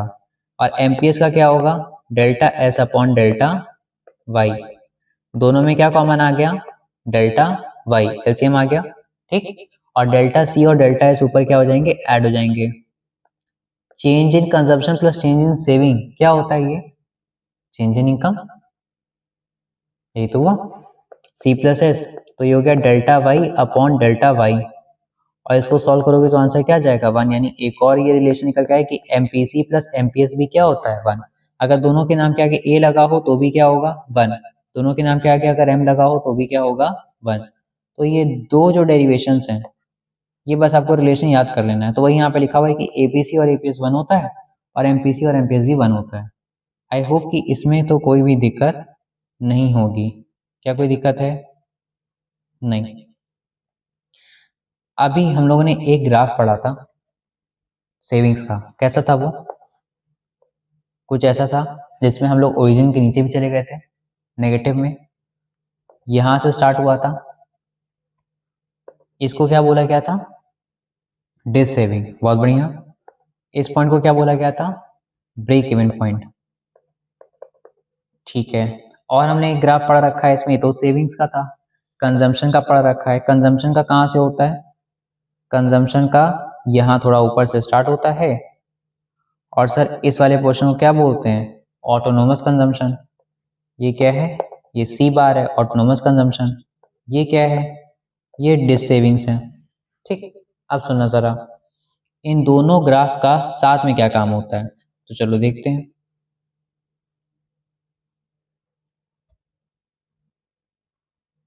ठीक है, देखो, डेरिवेशन ऑफ सेविंग्स कर्व देखते हैं।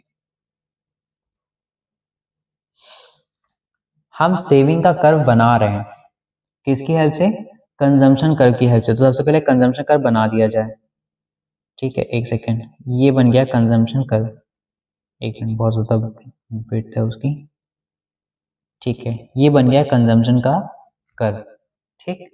अच्छा, इसके अलावा कंजम्पशन कर्व के अलावा यहाँ पे एक और चीज़ मुझे बनानी है, वो क्या है, वो मुझे बनानी इनकम का, ठीक है। इनकम के कर्व के लिए पहले यहाँ पे मैं वापस आता हूँ, जो चीज़ बताने आया था वही मैं भूल गया। देखो, ये जो कर्व है, ये जो ग्राफ है मतलब, ठीक, इसमें बेटा ये क्या है, कंजम्पशन है ना, ये कंजम्पशन है सी, और इसी को मैं नीचे यहाँ पे ऐसे लेके आऊं, ये क्या है, सॉरी एक मिनट, ये क्या है, ये है एस, सेविंग, ठीक है। ये क्या था, ब्रेक इवन पॉइंट। और एक और चीज मैंने बताई थी कि ओरिजिन के ऊपर जितना ज्यादा कंजम्पशन होता है, ऑटोनोमस कंजम्पशन, ओरिजिन के नीचे उतना ही क्या होता है, डिस सेविंग, दोनों क्या होते हैं, इक्वल। तो अगर यहाँ पे ये ऊपर का पॉजिटिव 10 है तो नीचे कितना होगा, -10। सॉल्व करने पे कितना हो जाएगा, 0, ठीक। ऐसे ही क्या रहेगा, ये कांस्टेंट रेट से रहेगा, कैसे रेट से रहेगा, कांस्टेंट रेट से रहेगा। तो इसका यानी सी का और एस का मिला के जब हम ग्राफ बनाएंगे, यानी अल्टीमेटली इनकम का ग्राफ बनाएंगे, तो वो ओरिजिन से बनता है और कैसा बनता है, 45 डिग्रीज का बनता है। ये आपको याद करना है, क्या याद करना है, कि जो इनकम का ग्राफ होता है वो कैसा बनता है, 45 डिग्री का अपवर्ड स्लोपिंग बनता है। क्यों हो जाता है ऐसा, क्योंकि एक ओरिजिन के पर्टिकुलर हाइट से ऊपर ऑटोनोमस कंजम्पशन चल रहा था, ठीक है, और एक उसी के जस्ट नीचे, उतना ही सेम नीचे, सेविंग्स का भी ग्राफ चल रहा था। तो जब हम C प्लस एस सॉल्व करेंगे तो उससे क्या निकल के आएगा, इनकम। और इनकम कैसी होती, कांस्टेंट रेट से बढ़ेगी, है ना। तो वही यहाँ पे जैसे एग्जांपल में जो मैंने शेड्यूल ड्रॉ करा था, उसमें इनकम क्या थी, 0, फिर 100, फिर 200, 300, 400 एंड 500। तो कांस्टेंट 100 से बढ़ रही थी, तो इसीलिए कैसा रहता है, 45 डिग्री का रहता है, ठीक है। अब आते हैं डेरिवेशन पे।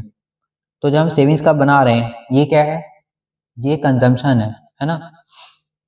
हमें सेविंग कब बनाना है, किसका यूज करके, एडी कर्व का यूज करके, ठीक है। तो एडी क्या होता है, सी प्लस आई, है ना, ठीक।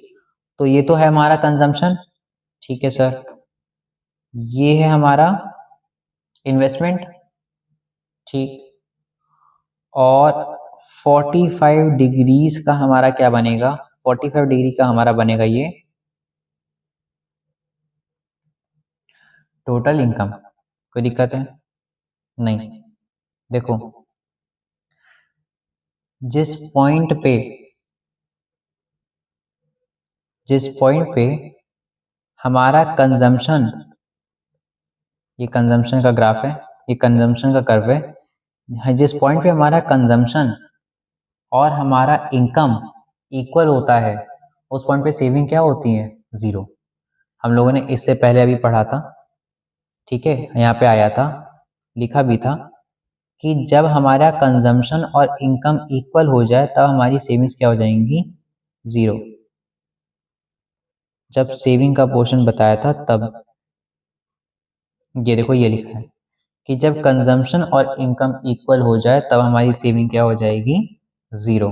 देखो इस पॉइंट की बात हो रही है, जब हमारा कंजम्पशन और हमारा इनकम का आई ये दोनों क्या हो, जीरो लेवल पे हो, तो हमारी सेविंग, जब दोनों सेम हो तो हमारा सेविंग क्या हो जाता है, जीरो हो जाता है।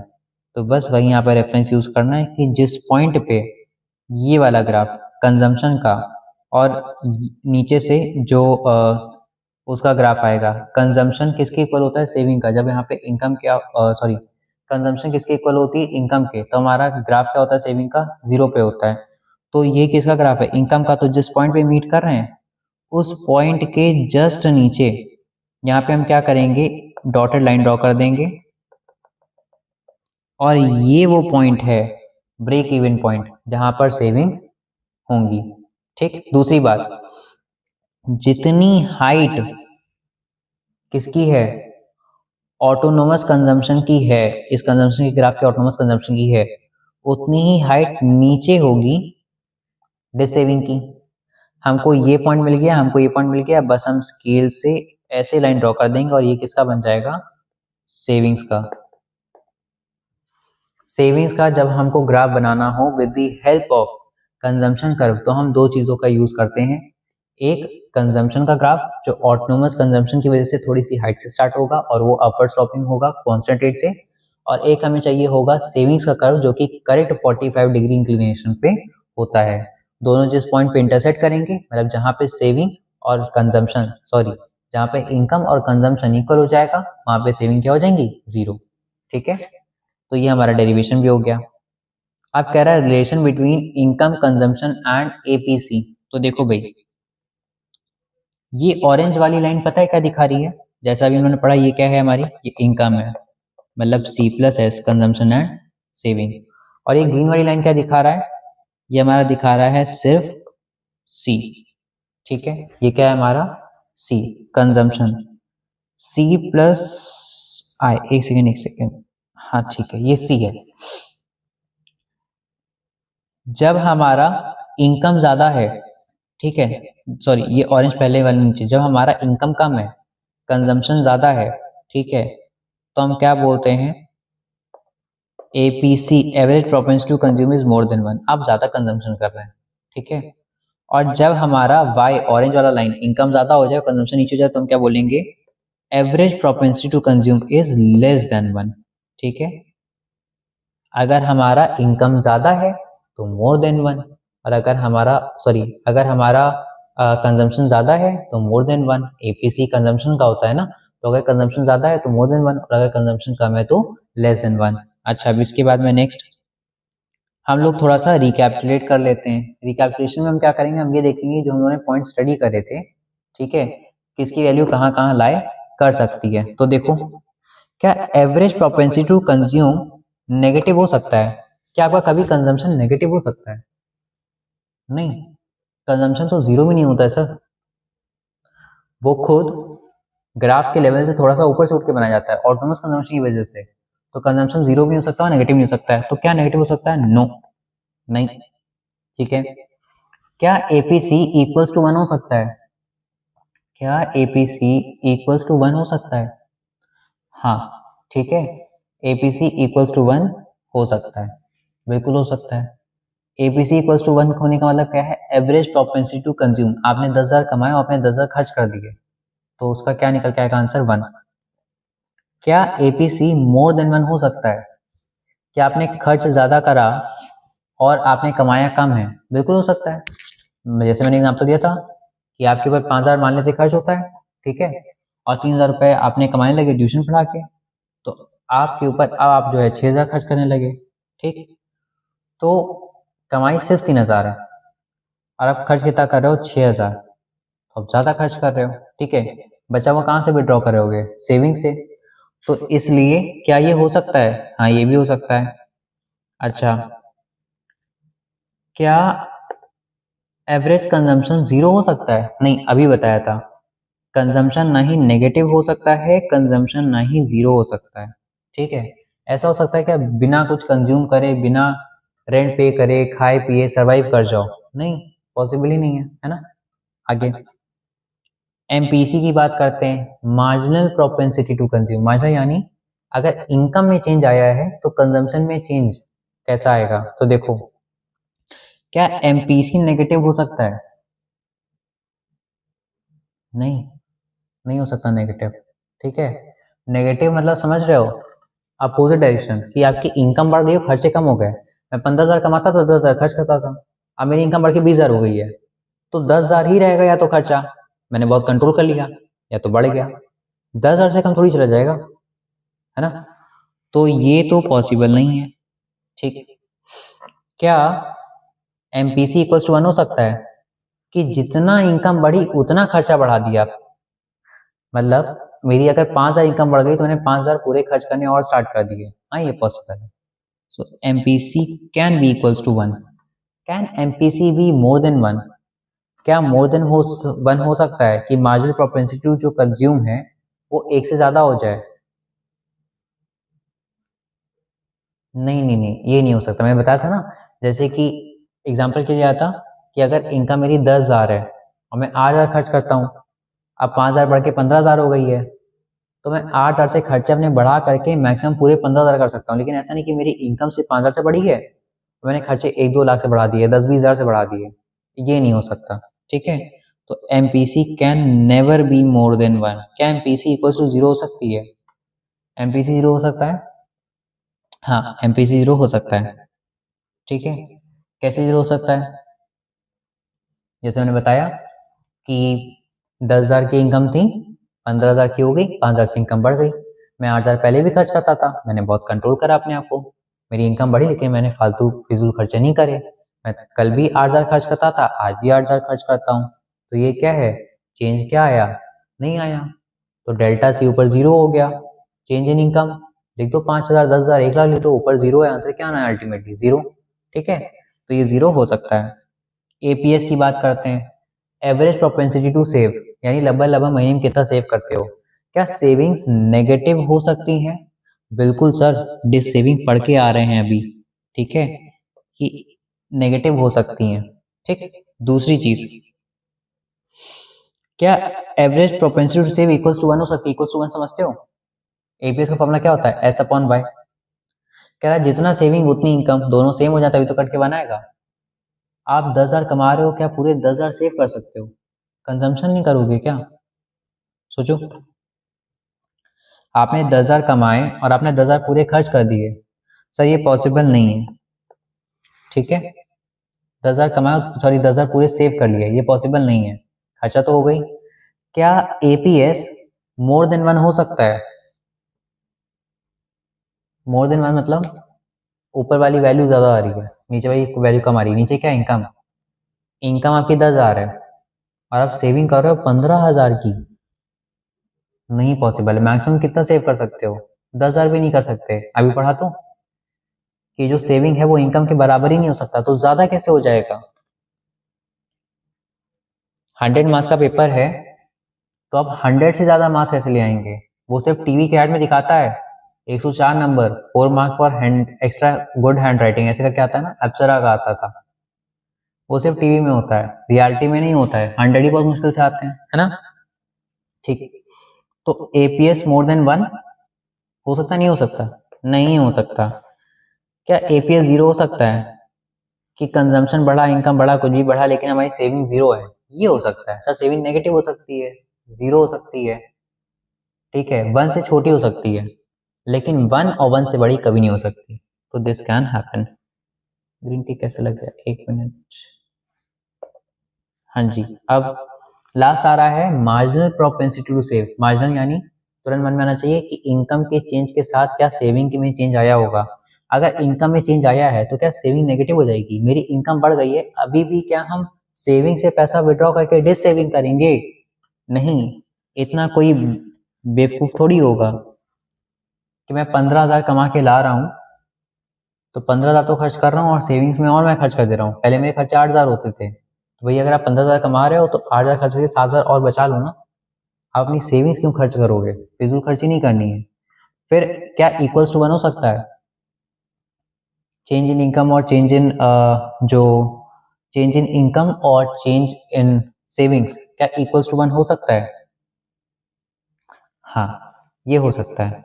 फॉर एग्जाम्पल, जैसे मान लो कि 10,000 कमाता था मैं, 9,000 खर्च कर देता था। ठीक, सैलरी 2,000 से बढ़ गई, अब 12,000 कमा रहा हूँ, मेरा खर्चा सिर्फ 1,000 से बढ़ा, 9 से 10 हो गया, 2,000 अभी बच रहे हैं, तो 2,000 मैंने सेव कर लिए।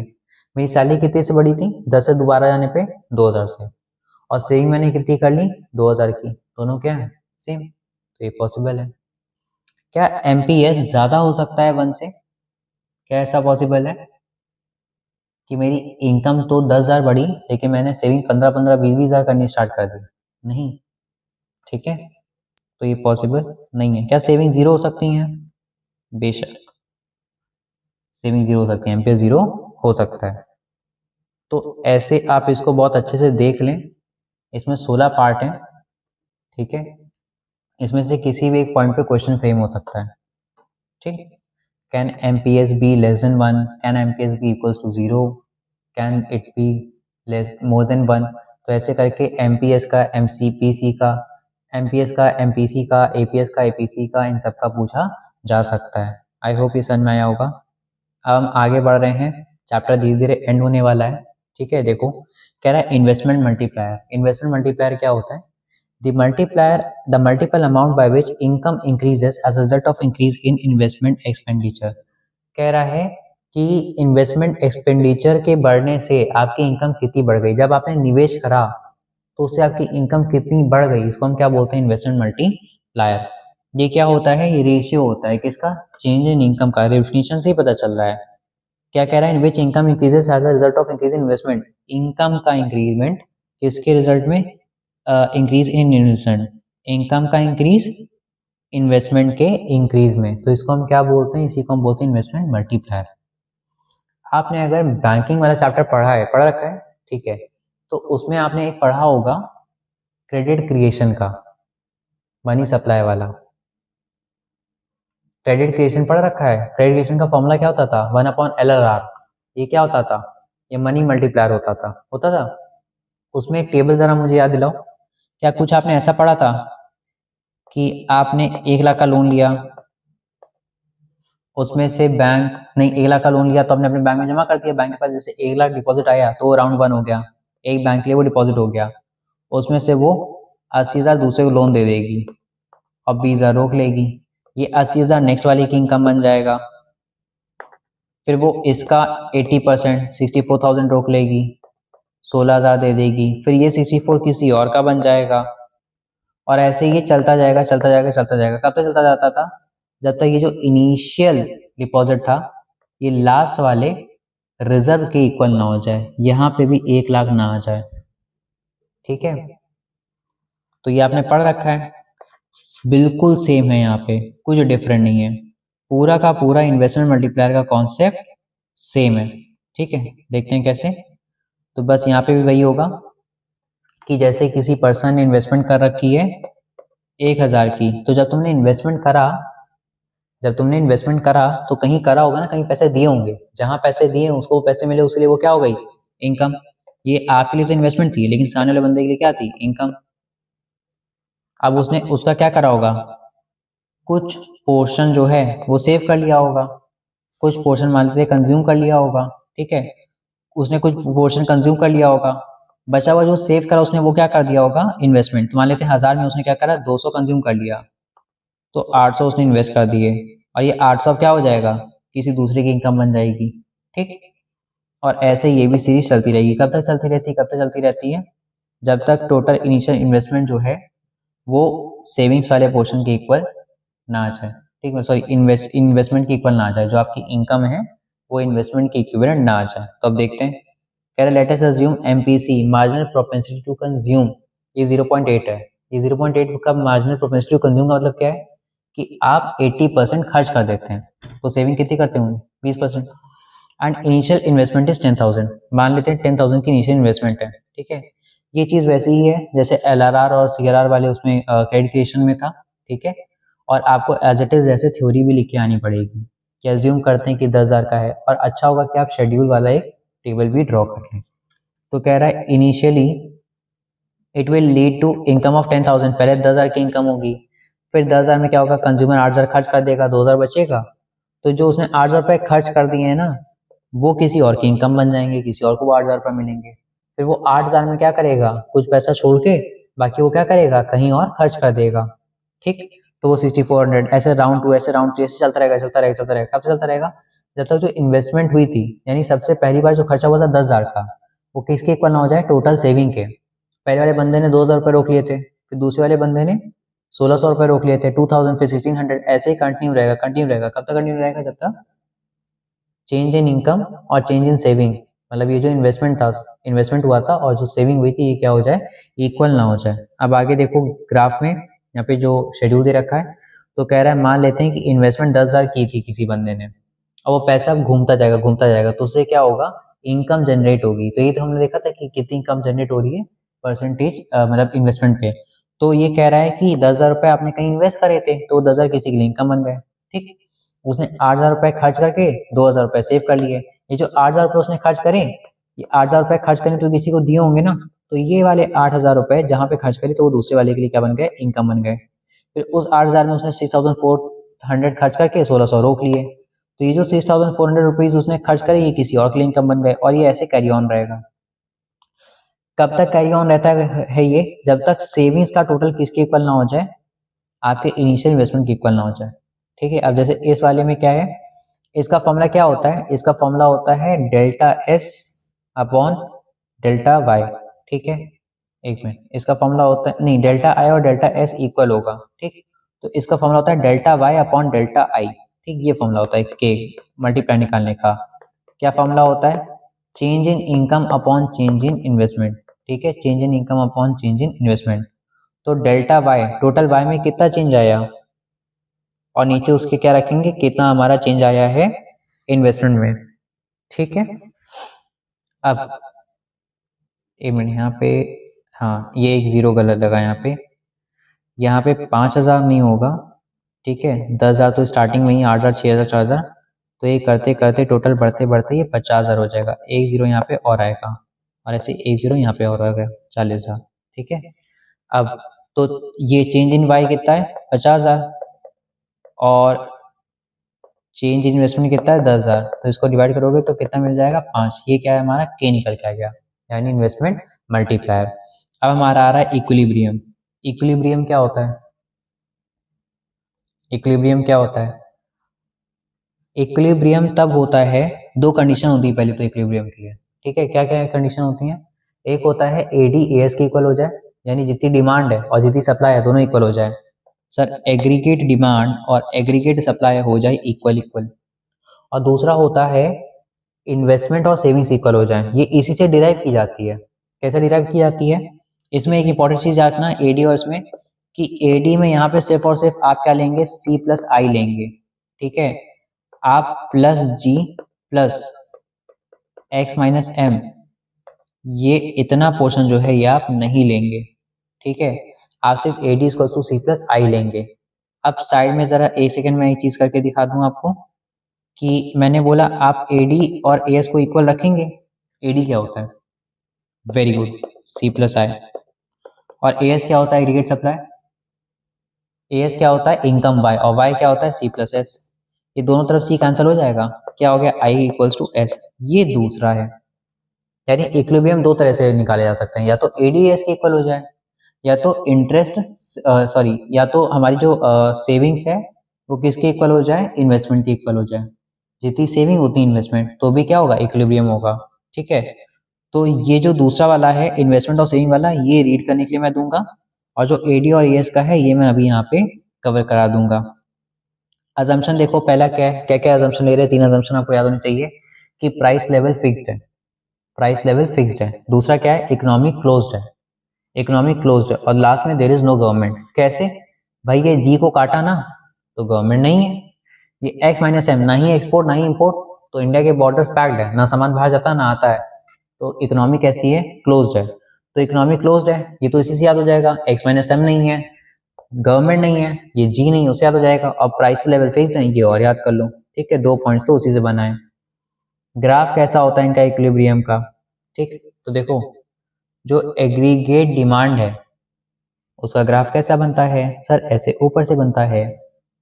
और एग्रीगेट सप्लाई का कैसे बनता है, एग्रीगेट सप्लाई क्या होती है, इनकम, और इनकम क्या होता है, सी प्लस एस, उसका कैसा बनता था, 45 डिग्री इंक्लिनेशन। तो ये लो, ये रहा 45 डिग्री इंक्लिनेशन, जिस पॉइंट पे ये दोनों मिल जाएंगे उस पॉइंट पे हो जाएगा इक्विलिब्रियम।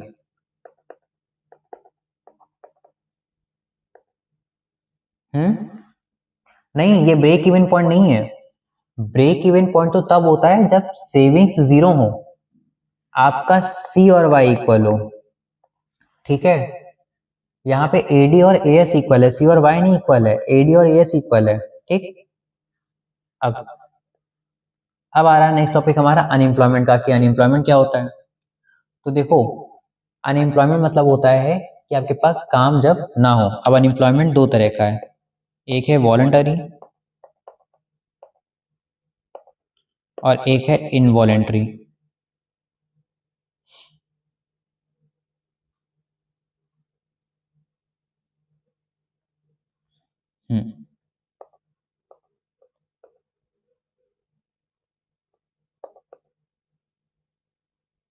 देखो वॉलेंट्री वर्ड का मतलब होता है खुद की इच्छा से। ठीक है, जब इंसान काम नहीं कर रहा है because he is not willing to do. ठीक, ना ही कैपेबिलिटी है ना ही उसे करने का मन है, तो ये क्या है, ये वॉलेंट्री है। ठीक, दूसरा इनवॉलेंट्री अनएम्प्लॉयमेंट क्या होता है, इनवॉलेंट्री अनएम्प्लॉयमेंट यानी पर्सन के पास कैपेबिलिटी है, पर्सन काम ढूंढ भी रहा है, वो काम करना भी चाह रहा है।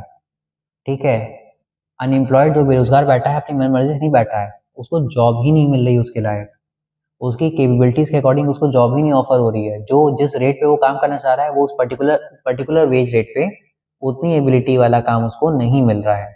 तो ये क्या है, ये है इनवॉलेंट्री अनएम्प्लॉयमेंट। बहुत ही बेसिक से 2 थियोरेटिकल टॉपिक हैं, आप इसको बुक से रीड कर सकते हैं, रेफर कर सकते हैं, and they are easy to deal with. Next हमारे पास में आ रहा है एक्सेस डिमांड। तुम देखते हैं कि एक्सेस डिमांड क्या होता है।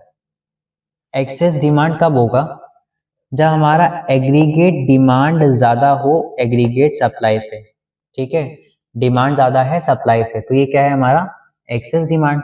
तो excess of AD over as.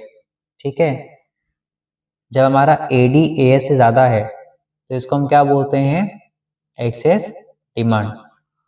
और इसमें पता है क्या होता है, ग्राफ बना के दिखा रहा मैं, ये ग्राफ है, एएस ऐसा है।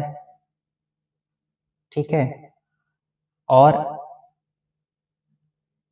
जितना होना चाहिए, एक्सेस मतलब जितना होना चाहिए उससे ज्यादा, ये एएस है।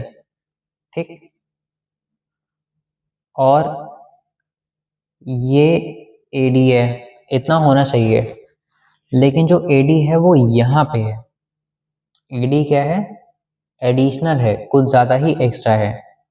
तो ऐसे में ये जो एडिशनल पोर्शन है एडी का, ये वाला,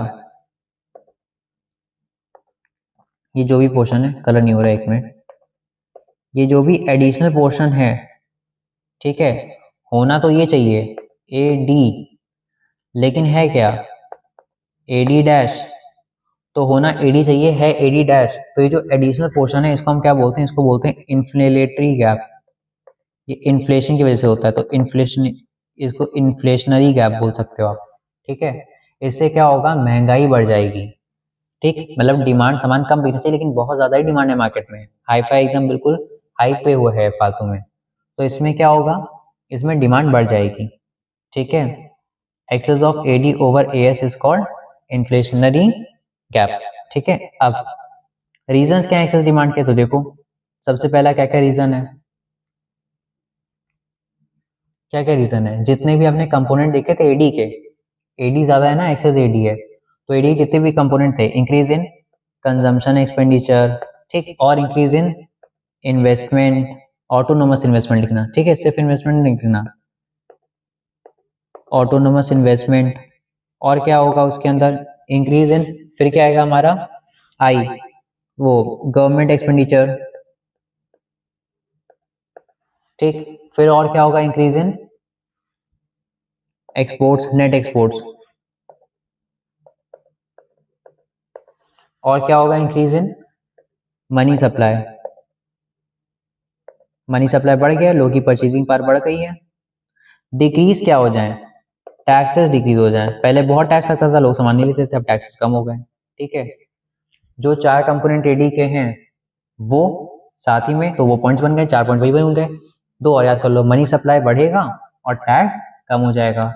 इसके इफेक्ट क्या होते हैं, क्या क्या इफेक्ट होंगे, देखो अगर डिमांड बहुत ज्यादा है मार्केट में, ठीक है, तो प्राइस क्या हो जाएगा, राइज हो जाएगा, प्राइस राइजेस। अगर प्राइस बहुत ज्यादा बढ़ गया है तो सेलर्स क्या कमाएंगे, अब नॉर्मल प्रॉफिट,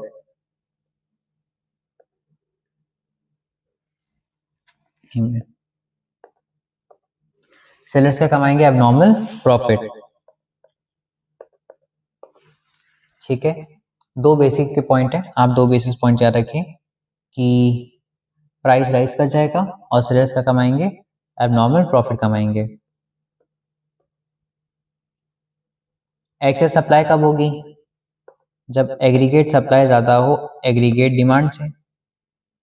ठीक है, यानी जितनी डिमांड होनी चाहिए उतनी नहीं है, कम है, तो जब इसका ग्राफ बनाओगे आप तो सप्लाई तो ऐसे फिक्स है, एग्रीगेट सप्लाई, एग्रीगेट डिमांड कैसे होनी चाहिए, सर एग्रीगेट डिमांड होनी चाहिए इतनी, लेकिन है कितनी, वो है इतनी।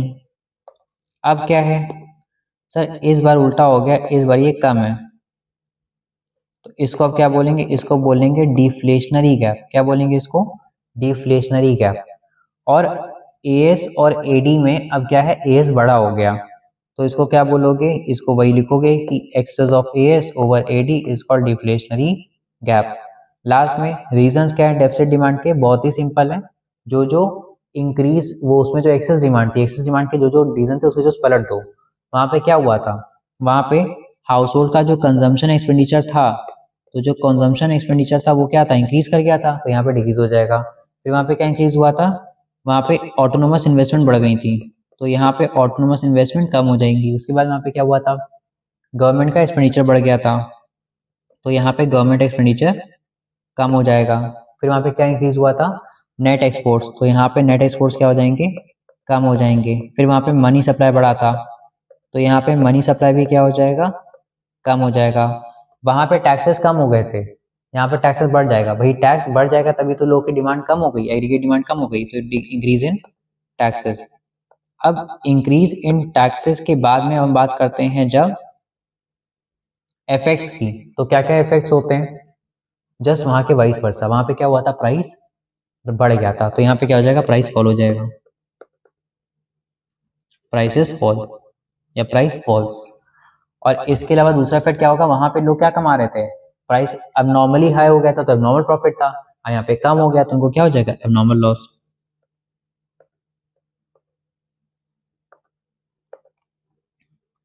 एक और इफेक्ट लिख लो, जब बहुत ज्यादा प्राइस राइज हो गया और नॉर्मल प्रॉफिट कमा सकते हैं तो प्रोडक्शन लोग बढ़ाना चाहेंगे, कम करना चाहेंगे, बढ़ाना चाहेंगे।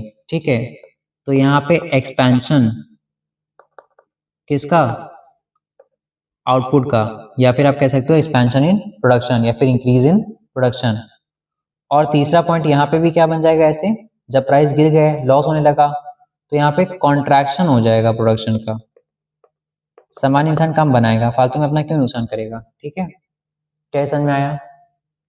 अभी तक हम लोगों ने क्या करा है, एक टॉपिक हम लोगों ने लीव करा है, कौन सा, इन्वेस्टमेंट और सेविंग जब साथ में इक्वल होती हैं, मतलब उनके बीच का जो इक्विलिब्रियम पॉइंट होता है उसका ग्राफ, ठीक है, जो कि आपको रीड करना है।